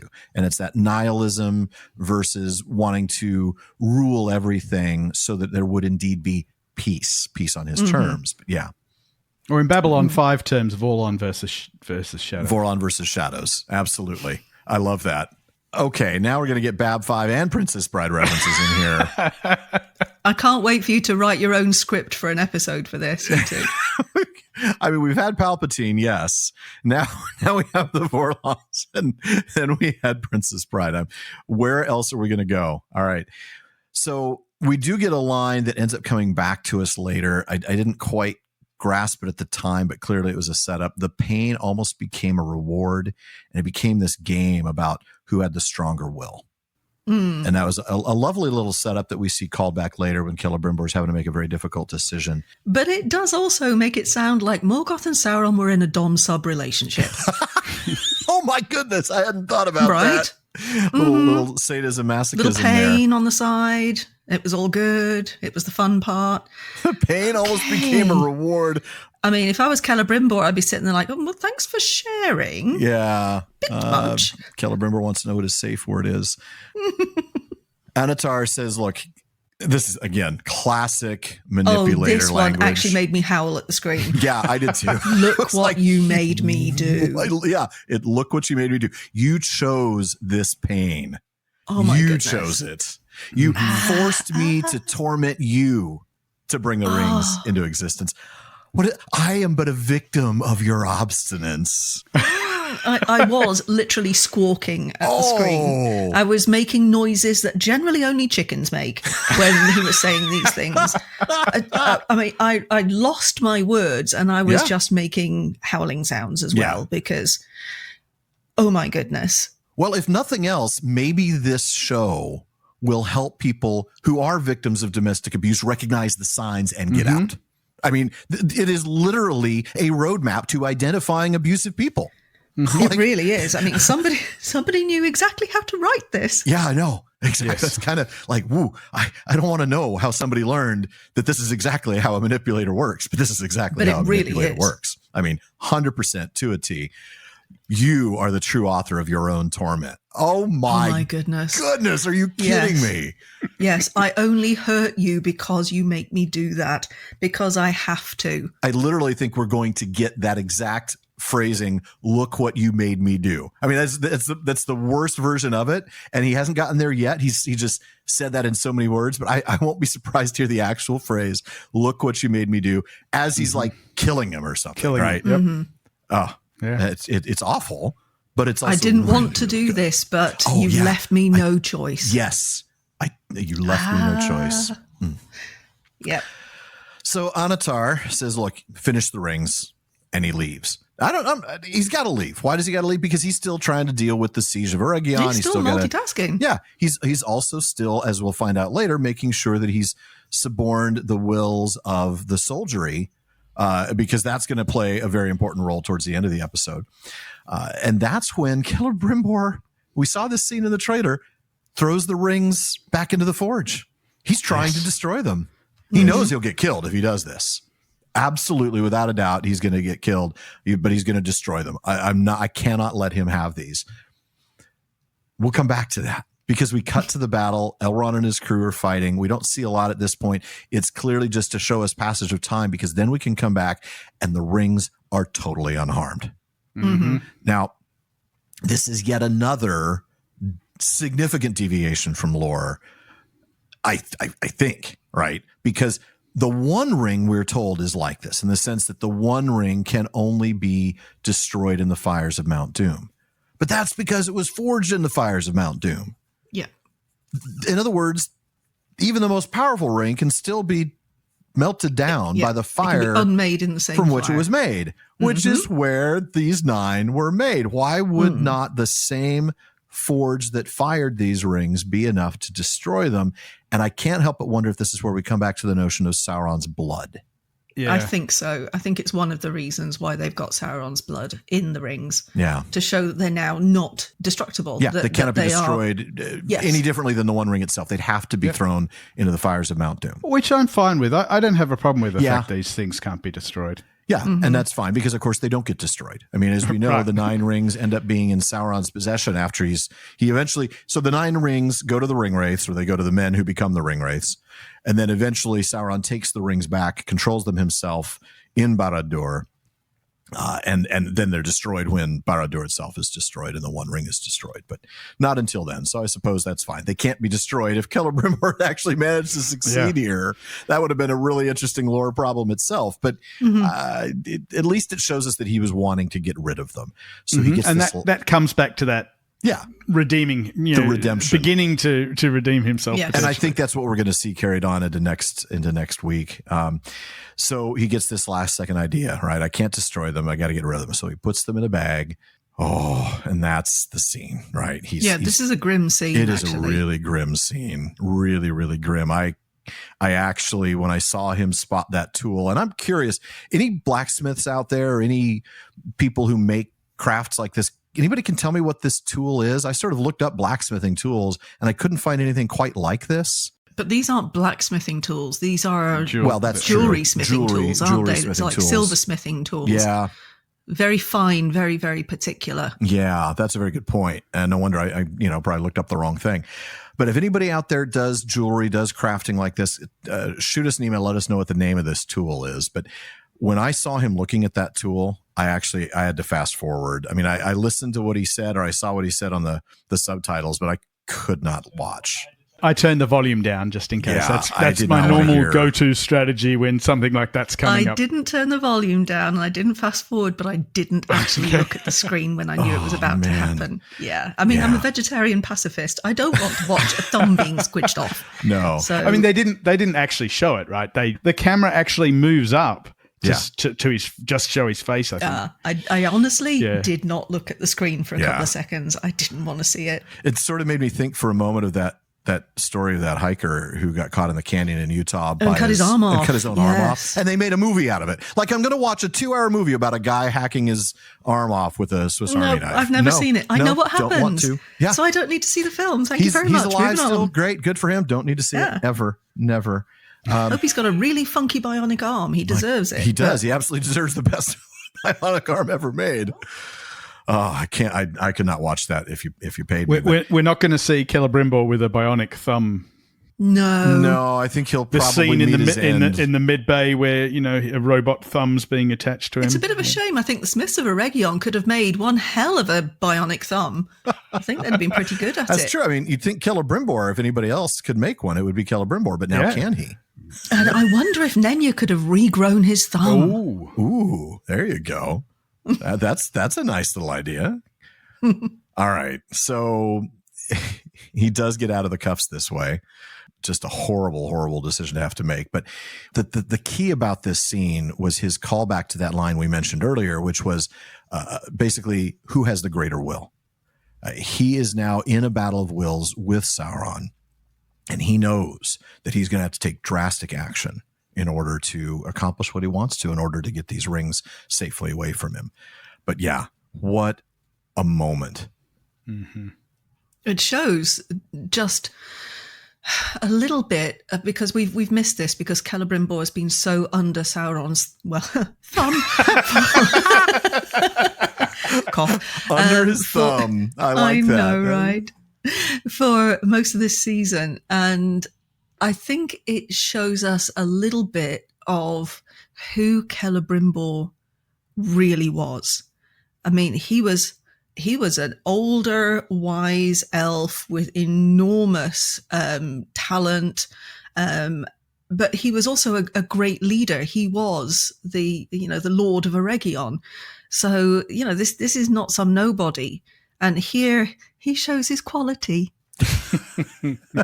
Indeed he does. And it is the very highest. The very highest. That's right. Not quite high enough to keep your thumb, but no.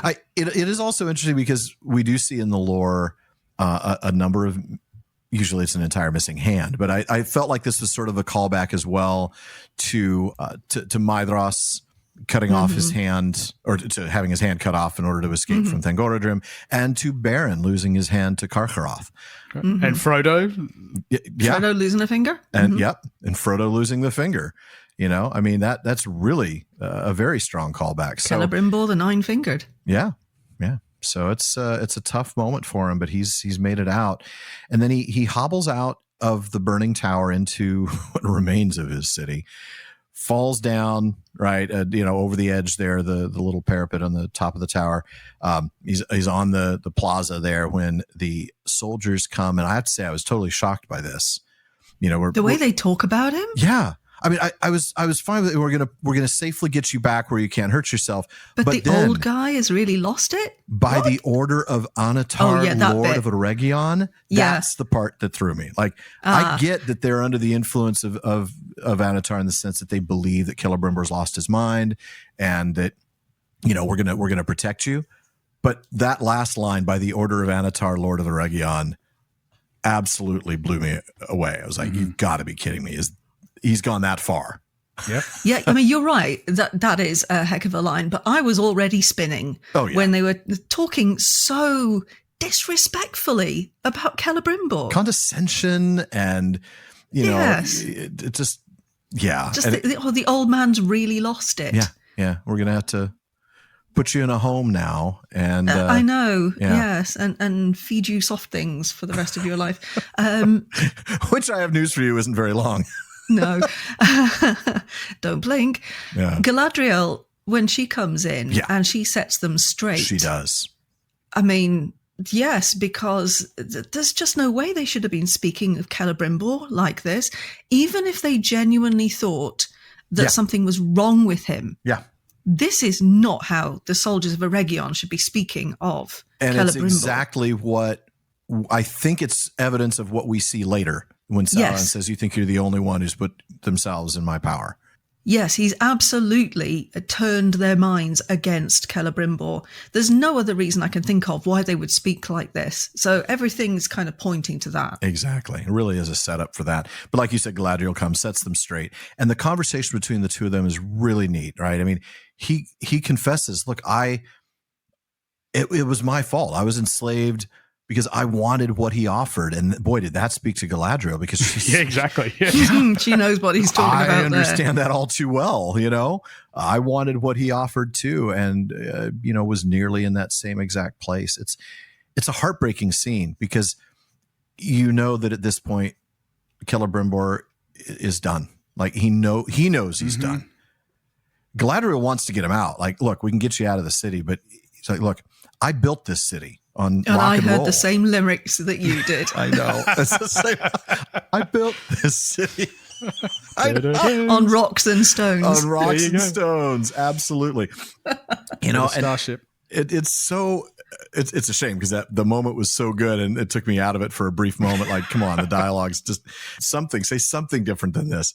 But his place is there, and we do get a moment where the guards appear to have kind of come back to their right minds. Maybe they have, maybe they haven't. Certainly they're not in Anatar's presence anymore, and I'm sure that has an effect, as we'll see. But talk to me about some of his last lines. I want to get your thoughts on these. It is not strength that overcomes darkness, but light. Armies may rise, hearts may fail, yet still light endures and is mightier than strength. And then I didn't write this down, but there's something about, for in its presence, darkness has to flee. Yeah, I think he's pointing forwards to, the showrunners, the writers are pointing forwards to the Lord of the Rings, aren't they? I think so. Where it isn't might that overcomes Sauron. It's hope.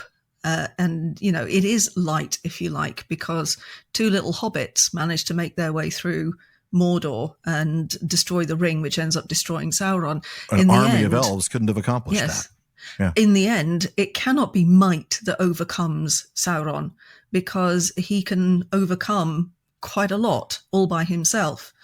Even at the siege of Barad-dûr, which we will get, I presume, at the end of the 5 seasons. I hope so too. Yes, he is defeated, but he's not destroyed. No. So I think one of the things I liked about this, well, first of all, I think this was much more Tolkien-esque than the touching that you have to touch the darkness. Thank you. That's what I wanted to bring in, was that connection. I almost feel like this is the way it should have been stated in the first place. Yes, very much so. Sometimes we cannot know until we have touched the darkness. That always rubbed me the wrong way. Yeah. Yes. Especially coming from flipping Finrod, man. Don't put those words in Finrod's mouth. Exactly. No, because you can know what is wrong. You can know what is evil. Absolutely. You can know what is dark without actually, bathing in it. Right, that's the point. And the other thing this made me think of is, of course, Sara, you mentioned hope, but hope is tied so much to the light, the light of Arondir in particular, right? That's what I immediately thought of. Yeah. Here. So I love this line. I thought they actually captured it really, really well. And exactly what you said, Alan, I feel like this corrected the mistakes of the first season line. Yeah, that was my first thought, was this is exactly how that line should have been explained. It is not about touching the darkness. It is about light being stronger than darkness. Light, not might. Is light, not might. The sound bite.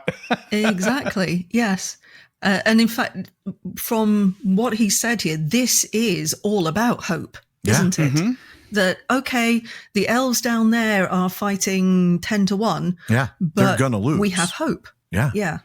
I also thought it was neat visually that as he's saying this, we're cutting to a couple of other different moments. It was just brief but I thought significant that we saw some of these other fights going on, the other challenges going on. We even saw a brief shot in Khazad-dûm.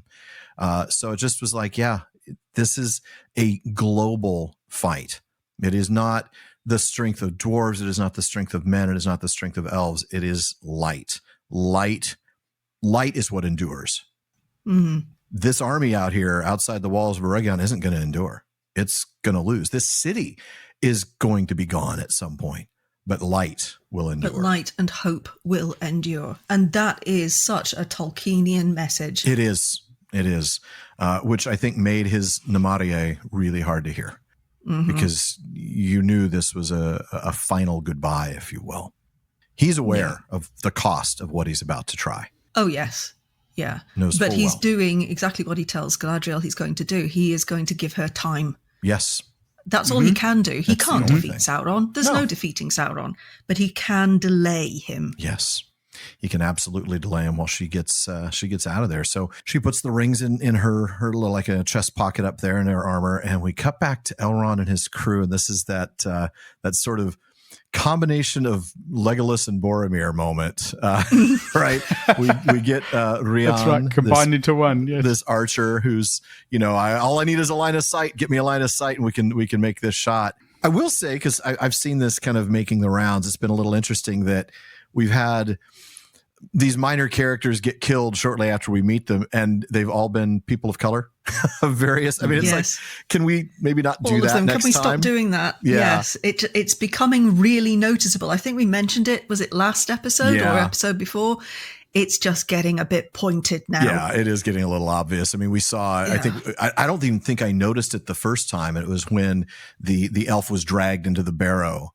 And we heard that Dymor was his name. It was in the name. Because it was in the subtitles, even though we never actually met him. But but he was also the only elf of color in that group. Exactly. And then of course, not really a minor character, but certainly not one of the leads when Valandil was killed. Right. So we have, yet another person of color here, having their moment in the sun, and then they're dead. So I do know that issue has been raised and brought to the showrunner's attention, and they are aware of it. Obviously, this entire season would have been shot and edited long before anybody had a chance to think about this. But hopefully, we'll see some changes next season, and it won't just all be the people of color who are slaughtered in these scenes. But I will say this about Rian's death: it was pretty freaking fantastic.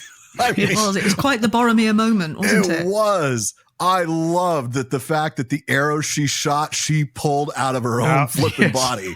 That was bad. Badass. Yeah. She's just, oh man, she rocked it. Pulling that arrow out and making that shot and blowing that up. Just a absolute, and being backlit the way she was when we see her finally shot beautifully. She'll get Hero's Corner in the Halls of Mandos, I think. She gets a tree over in Lindon. She gets a Lindon tree. Yes.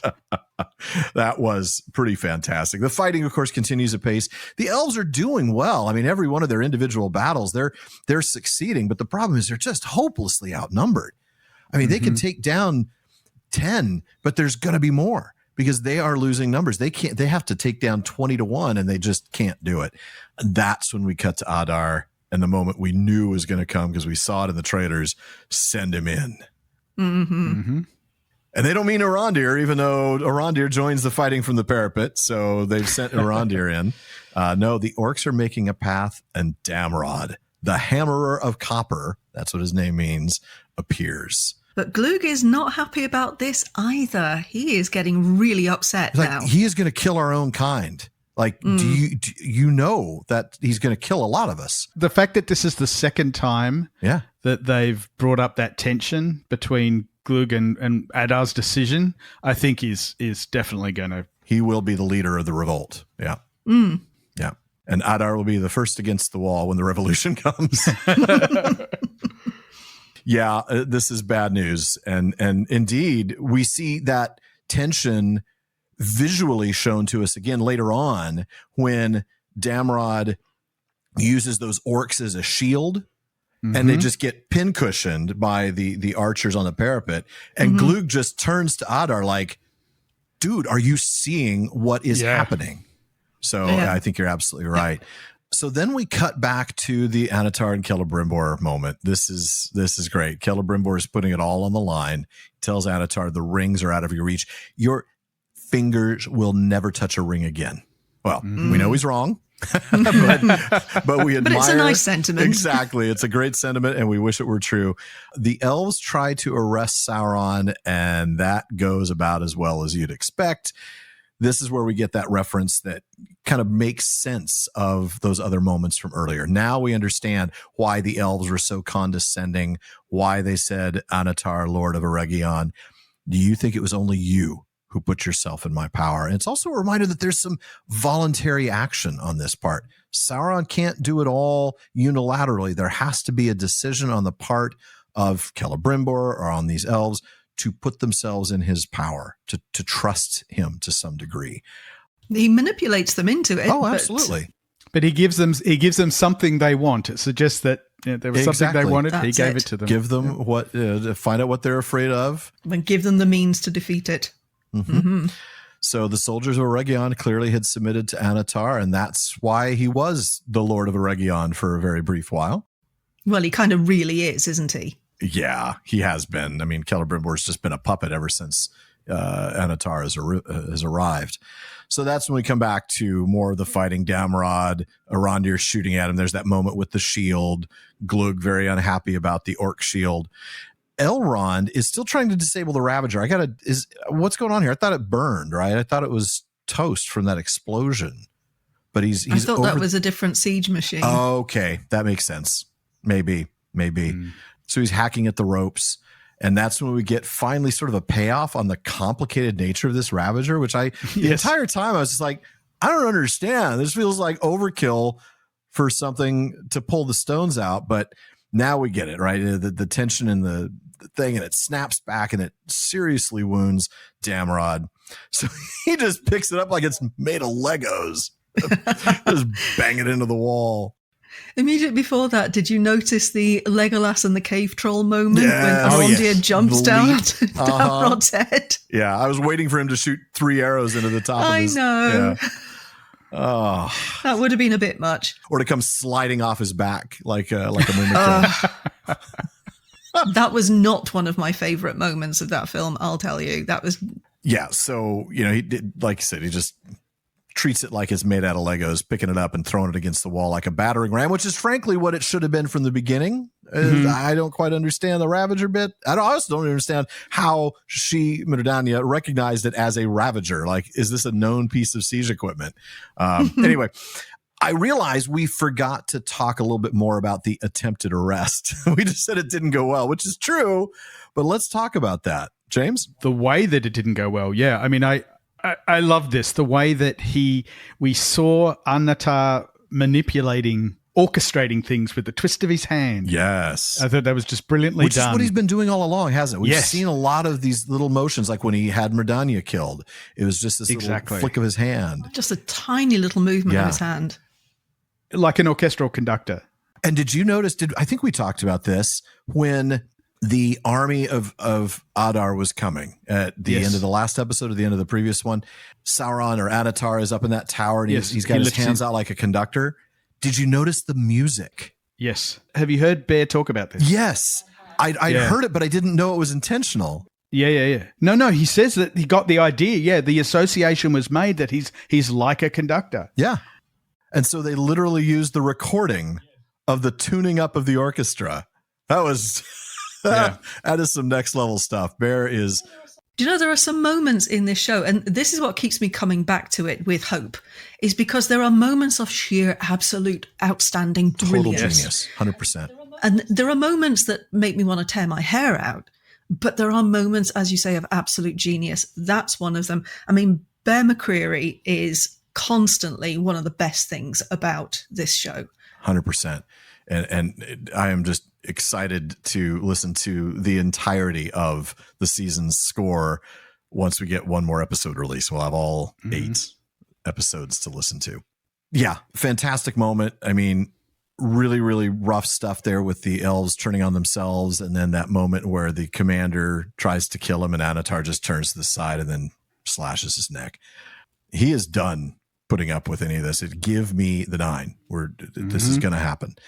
Clearly, Celebrimbor is just playing delaying tactics, and we'll come back to that. But let's go back out to the outside here. More of the fighting. Gil-galad arrives, and together we get this very interesting takedown of Damrod. I do like that it took all 3 of them. I will admit that was something like, okay, I like this. We're showing not just that one superhuman elf like Legolas can take down these trolls. This is a team effort, and it's a team effort of some of the very best ever. Gil-galad, Elrond, and then, I mean, as much as we love Arondir, he is not Gil-galad or Elrond. He's kind of outclassed. Yeah. Well, I was thinking there's another point at which 3 elves are going to face an enemy, and that's Gil-galad, Círdan, and Elrond. At Barad-dûr. So it's interesting. Arondir is playing the role of Círdan. Yeah. He's somewhat outclassed by his companions. just a bit, but it is a good scene, and it actually felt pretty practical. With sort of kind of pinning him down at one point, and then Elrond coming along and getting a good stab in, and then let's be honest, Gil-galad and Aiglas. I mean, Aiglas is one of the reasons why Sauron was destroyed at the end of this of the Second Age with the Battle of the Last Alliance. I mean, that plus the Sword of Elendil was the end of him. So Aiglas has got some power, and Gil-galad is the High King. So it's not a surprise that he's involved, and it actually probably took his involvement to kill him. So I'm actually glad they brought him in to use Aiglas in this scene. And you can see just how skilled a fighter Gil-galad is. Despite the gold lame and the swishiness, this is an incredibly powerful elf. Notice how he stays on his horse and stays moving. Yes. I just want that pointed out. Because he ain't stupid. So, I did like his line, though, the king's place is wherever the need is greatest. And what was the thing he says to Damrod? Go back to your hill and be buried. This sounds very Gil-galad, a little over the top on purpose, a little theatrical. But even with that victory over Damrod, the fight is looking totally doomed. I mean, Adar is now marching in with the rest of the Uruk. Yes, it's a disordered advance. It looks like there's absolutely no structure to it whatsoever. But with these overwhelming numbers, even with the arrival of dawn, it's over unless the dwarves show up. And that's when we learn they're not going to show. And we're going to get to that, later on. We'll talk about why they're not showing. But Khazad-dûm is shut. And now it's not just a losing battle. It is a massacre. You see that big shot. It looks like maybe 25 guys still left to fight off an army? That's it. That's all that's left of that enormous cavalry earlier. Can I just bring up, though, the Khazad-dûm being shut? Yeah. Because if it's shut, then there should be no interaction between the dwarves and anyone else for the rest of the show. Right? That's true. Well, Durin will have to come out, right? I mean, that's the whole point. So presumably it's not the shut that happens in the books. No. It's just the door is closed and nobody's answering right now. Yeah. But yeah, tough situation. I mean, sure, Gil-galad wielding Aeglos, nigh unstoppable. But again, 25, 30 guys against an entire army, it's just not going to happen. They are absolutely outgunned, and this is going to be a losing battle. And then we see the moment we're all hoping was going to be the payoff, Arondir approaching Adar. But dude, you are, I love Arondir, and I love the scenes that we see with him fighting, and we see how skilled and talented he is, but he is outclassed. He is outmatched by a guy who has thousands of years on him. No chance. None at all. And I thought he was killed outright. I literally thought they just killed Arondir. And I thought, another actor of color has hit the dust. I know. And a major character at that. But, he's crawling away, so there's hope. I just don't know. I mean, really, that's a pretty deadly attack, and I don't know how he's going to survive that, but I guess we'll find out. Yeah, that mortal wound is all itchy. That really does look like a mortal wound to me. I'm sorry, that was a Buffy reference. Does anybody get a Buffy reference these days? I didn't, and I completely missed it. 100%. I'm sorry. Oh, that was the final season of Buffy. No, my only Joss Whedon show was Firefly. For all the Buffy fans out there, that was a Buffy reference. The mortal wound was itchy. This mortal wound, it's all itchy. All right, then. I like that. See, sometimes I out-nerd you. It's only 10% of the time. 90% of the time, you two out-nerd me. I can't take that as a compliment because I'm not sure that it's meant as one. So, I love the fact that you are always suspicious. I've learned. I have learned. So the breach in the wall is finally completed and the orcs enter Eregion. We know the battle is over. But the show is not. We get the confrontation between Adar and Elrond. Elrond on his knees. He's lifted up, picked up in one hand by Adar, showing an immense amount of strength. And I didn't quite get, did you forget your Rumil? Which almost makes Rumil sound like a prescription medication. But take Rumil twice a day. Yeah. Exactly. Side effects include death. Death. Okay. The advice is interesting. Never make war in anger, but there's nothing to ascribe that to Rumil. There's nothing you could ascribe to Rumil from the books other than his writing system. It's the strangest thing. Besides, wasn't he a drunkard? So we shouldn't take anything he says. Well, that's the thing. Is this the sober Rumil, or is this? Where are they getting this from? Because Rumil, I know that was a really strange thing to do. They keep trying to remind us of just how old Adar is. Right, the mention of Melian, the mention of Rumil. This is to show that maybe he's as old as Círdan, right? Because Círdan is also referenced Rumil. So I think maybe that's what it is, but I don't know. It's just an odd choice. It is a very odd choice. You could give that to somebody else, but whatever. The line is more Sun Tzu, Art of War than Rumil anyway. Very much so. And it would have been quite the surprise if he had referenced Sun Tzu. Sun Tzu? Yeah, if he'd actually represented, that would have been. Have you forgotten your Sun Tzu? Have I forgotten my who? My who? My what? What about Machiavelli? Have you heard of him? Yeah. And then, of course, the episode ends with him taking Nenya. And when we come back from this second break, we're going to talk briefly about the Khazad-dûm thread.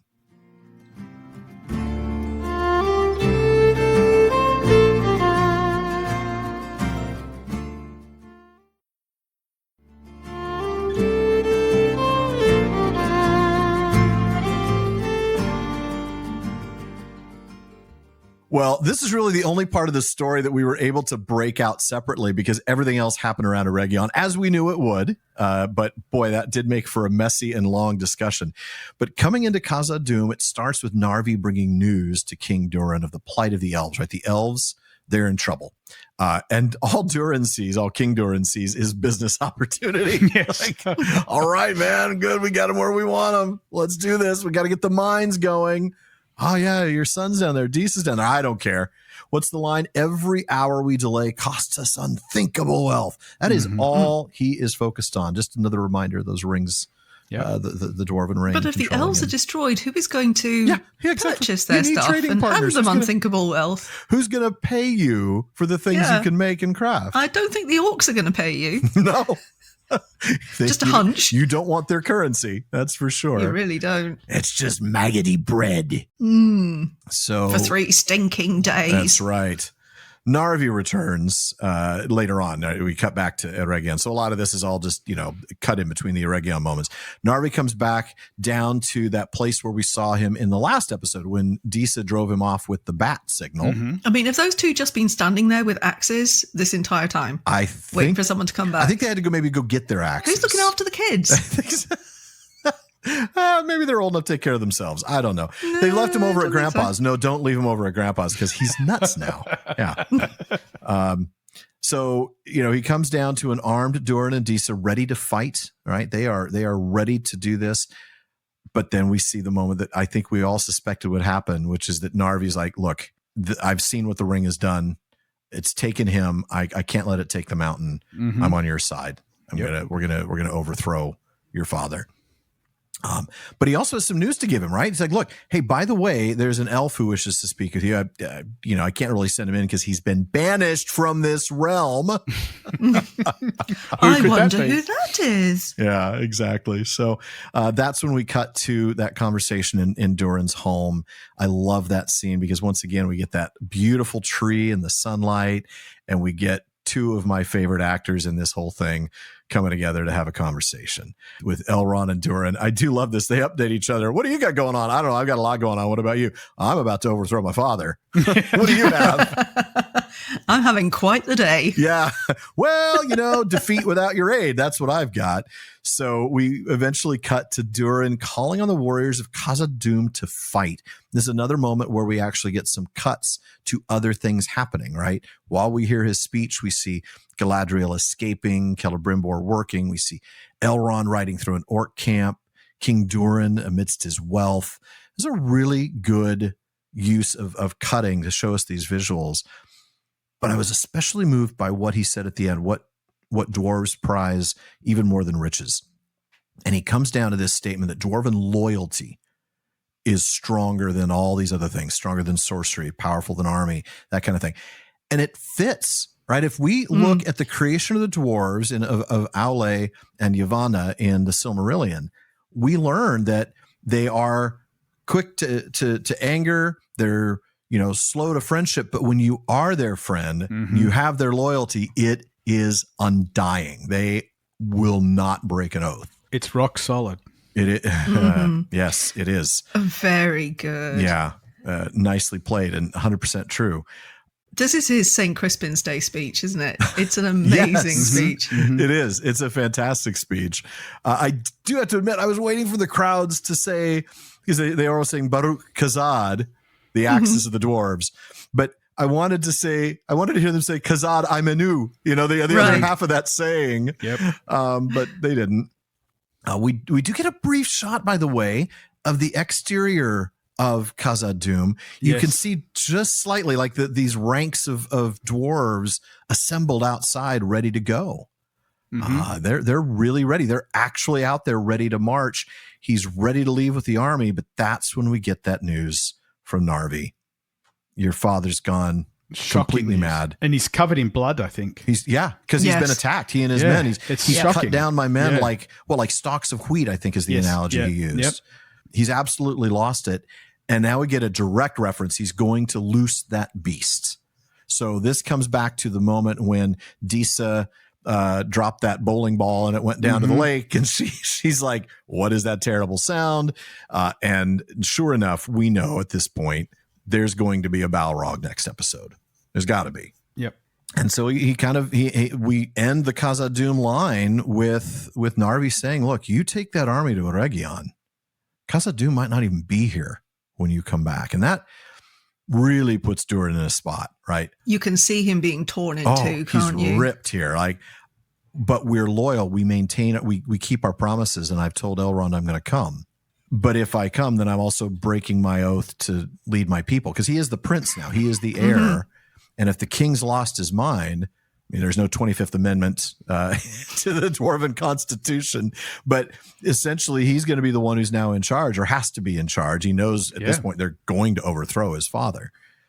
So he's also responsible for his people and his kingdom. So it might be the only thing in the world that would keep him from fulfilling this oath. And Disa is the one advising him as well. Yeah. you can't go. No, you can't, because you've got this first loyalty to your people. This, by the way, is a much more interesting dilemma than any that Tom Bombadil 100%. constructs for the stranger. Absolutely. And it's done without any of that sort of like falsity. I mean, like we were both all three speculating that maybe Tom didn't really mean it the way he said it, that it's really going to be a test of will he put his friends before power? It's the only way that scene's redeemed. Prince Durin is not a test. It's a true dilemma. This is a true dilemma. This isn't a false dilemma. Right.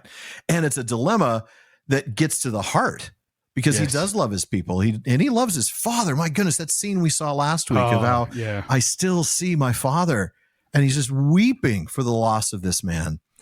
So he loves his father. He loves his people, but he loves Elrond. I mean, this is a tough spot to put him in. And obviously we already saw that he does not come.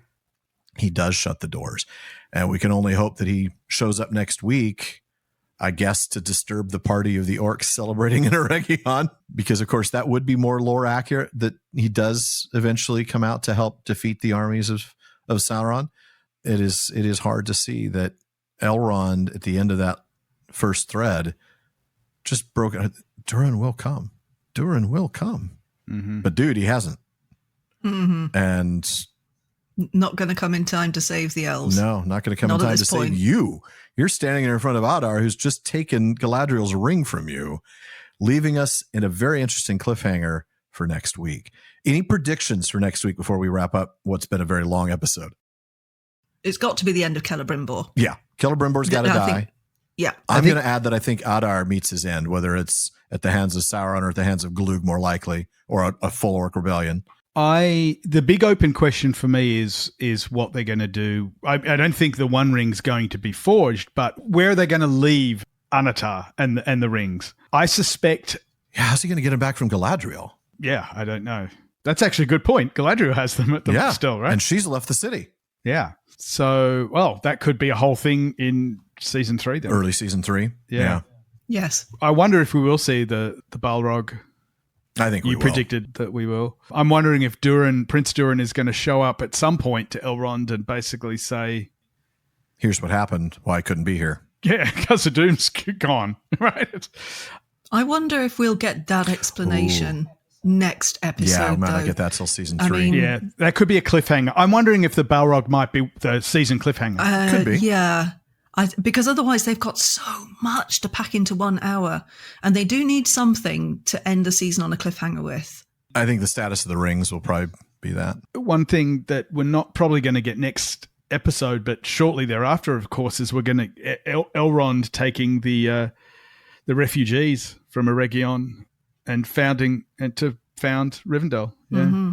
I don't think we'll get that, but we may get him leading. Yeah, to the north, leading refugees away. Yes, I mean we've got to get him leading the refugees away. There will be that. Maybe scene. that's the final scene or something. I'm thinking what cliffhangers. Maybe. Do you think we'll go back? Do you think we'll go back to Númenor at all next episode? Oh goodness, I sure hope so. But again, they've got 1 hour. And also, what about Rune as well? Are we going to see any more of Rune? Oh, we have to go back to Rune. We're definitely going to get. I think we're going to get maybe a reveal of the stranger's name finally. We're supposed to have had that this season, right? And didn't they say they weren't going to leave any more mystery box nonsense? I mean, stuff. I have heard that. I think maybe we'll finally get a confrontation between the stranger and the Dark Wizard. I don't know if we'll get the Dark Wizard's identity revealed, but the Dark Wizard hasn't really gone anywhere yet. That whole storyline, I feel like it needs to. So been kind of flat so far. I don't know how they're going to fit all this into episode 8. Right, 1 episode left. Númenor's going to have to be so short. Actually, I just realized I saw a still image on social media, and I think it was an official one. So I don't think I'm like ruining somebody's day by they must have seen it early. There was a shot of what looked like Galadriel fighting Anatar, fighting Sauron, looked like. Oh yes, and he stops her sword. Yes, we've seen that. That was in the. I think that was in the trailer. That's what I thought. So we haven't seen that scene yet. So that's got to be in next week. So if that's the case, presumably just outside of Eregion. So if that's the case, he's going to take the 9 rings off her, isn't he? I mean, he's got to get them. He has to get them. And he's got the crown. So he's taking the crown from Adar. Oh, he does have the crown. That's right. Yes. He's got the crown in that shot. They're going to be fighting. I mean, we know he has to get the 9 rings at some point, right? I mean, Galadriel doesn't get away with them. He gets the 9 rings. We just don't know where they're going to go, what he's going to do with them. Maybe Galadriel's a cliffhanger. Like maybe she is quote unquote killed by him. But no one's going to believe that. No. Well, no, we all know that right. That wouldn't be much of a cliffhanger because we all know she obviously lives. Yeah. They've got to have that fight though, because you're right. We saw that in the trailer, so it's going to be in next week's episode for sure. I think the focus has to be on the Eregion stuff. So it's going to mostly be Anatar and Adar and Galadriel. I think we're going to have to get a bit of Hrun. Númenor, we might get just the smallest amount just to leave it on the cliffhanger. Although they could end it now. I mean, we've had the cliffhanger, right? That Miriel is now all of a sudden being proclaimed queen again. She's the queen of the sea, and now we've got... Yeah. Maybe they'll reveal she can see again. Oh, I'd like that. They just need a 5 minutes of Númenor where that's the twist. We won't get much of Númenor, but I say we'll get like 5 minutes.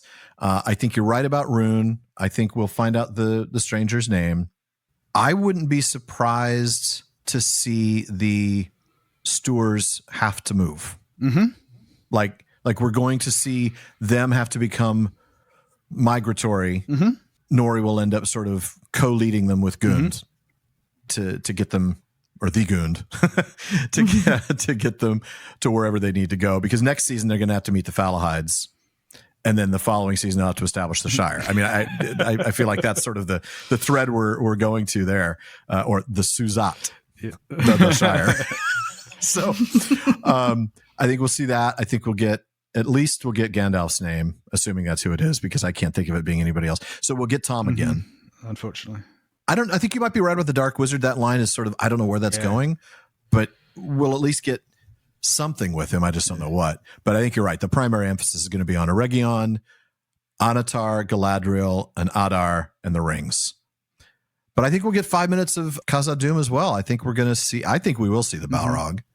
The question is it the very last shot, like poking through the wall and there's a Balrog head right in front of you and then cut, right? I don't think they've got time to show much of a Balrog. I mean, if you're going to bring the Balrog out... Yeah. Then something has to happen. You can't destroy Khazad-dûm next week. I don't think there's going to be enough time for that. There isn't enough time. No, there won't be. But you could certainly show. I don't know. I'm hopeful. I'm hopeful that I like when good characters get redemption arcs. I like that we see Celebrimbor saying, "Look, you're not going to get the 9, even if it's going to cost my life. You're not going to get these rings." I would love to see King Doran get a redemption moment, fighting the Balrog. Doomed fight, but doing the right thing. And then we get Prince Durin becomes King Durin. That could work. And then he's got to decide what he's going to do with that. And then, ring. right, because now he has the authority and the responsibility. That could be an interesting tie-up. We'll see what happens next week, huh? I can't believe it. It's hard to believe that we are at the end of the season already. It feels like it just started. But that does conclude another episode of the Rings of Power Wrap-Up. So join us again next week as we talk about the conclusion. Oh, let's hope we don't have to wait another 2 years for the show to come back. Goodness, yes, please, just 1 year. Because otherwise, it is going to be a 10-year journey. Oh, I can't even guarantee I'm still going to be awake at that point. I better start teaching my son how to do this stuff. Right? And I don't want to wait 2 years for the dwarves to show up, and neither does Elrond. That's a good point, yeah. Anyway, thanks to the team that helps us get this show out there every week. Our editor, Jordan Reynolds, Barleyman Becca Davis, social media manager, Casey Hilsey, and our website guru, Phil Dean. And speaking of the website, please check it out at ringswrapup.com. We've got show notes, our online storefront, and one of these days, maybe even a few outtakes. Nah, we're just too good for outtakes. Lol. But you'll also want to take a look at our library page, because this show may be about the Amazon adaptation, but the three of us are first and foremost fans of the books. So we've provided links for you to get all the lore, and we do get a few pennies from the purchases you make there, so thank you. Indeed. And one last thing, as always, don't forget to send your thoughts, comments, and most of all, your insurance settlements for Mírdania's family to barliman@theprancingponypodcast.com. And if you want a chance to have your actual voice heard, you can send us audio of you asking your question by visiting podinbox.com/prancingponypod and record your question for us. But be sure to send a question to Barliman too. Now, we've been able to rely on Barliman lately, but we do get a lot of mail, so we'll get to you when we can. Your question or comment may be featured on a future episode. As always, though, this has been far too short a time, despite its incredible length, to spend among such excellent and admirable listeners. But until next time. Farewell, friends.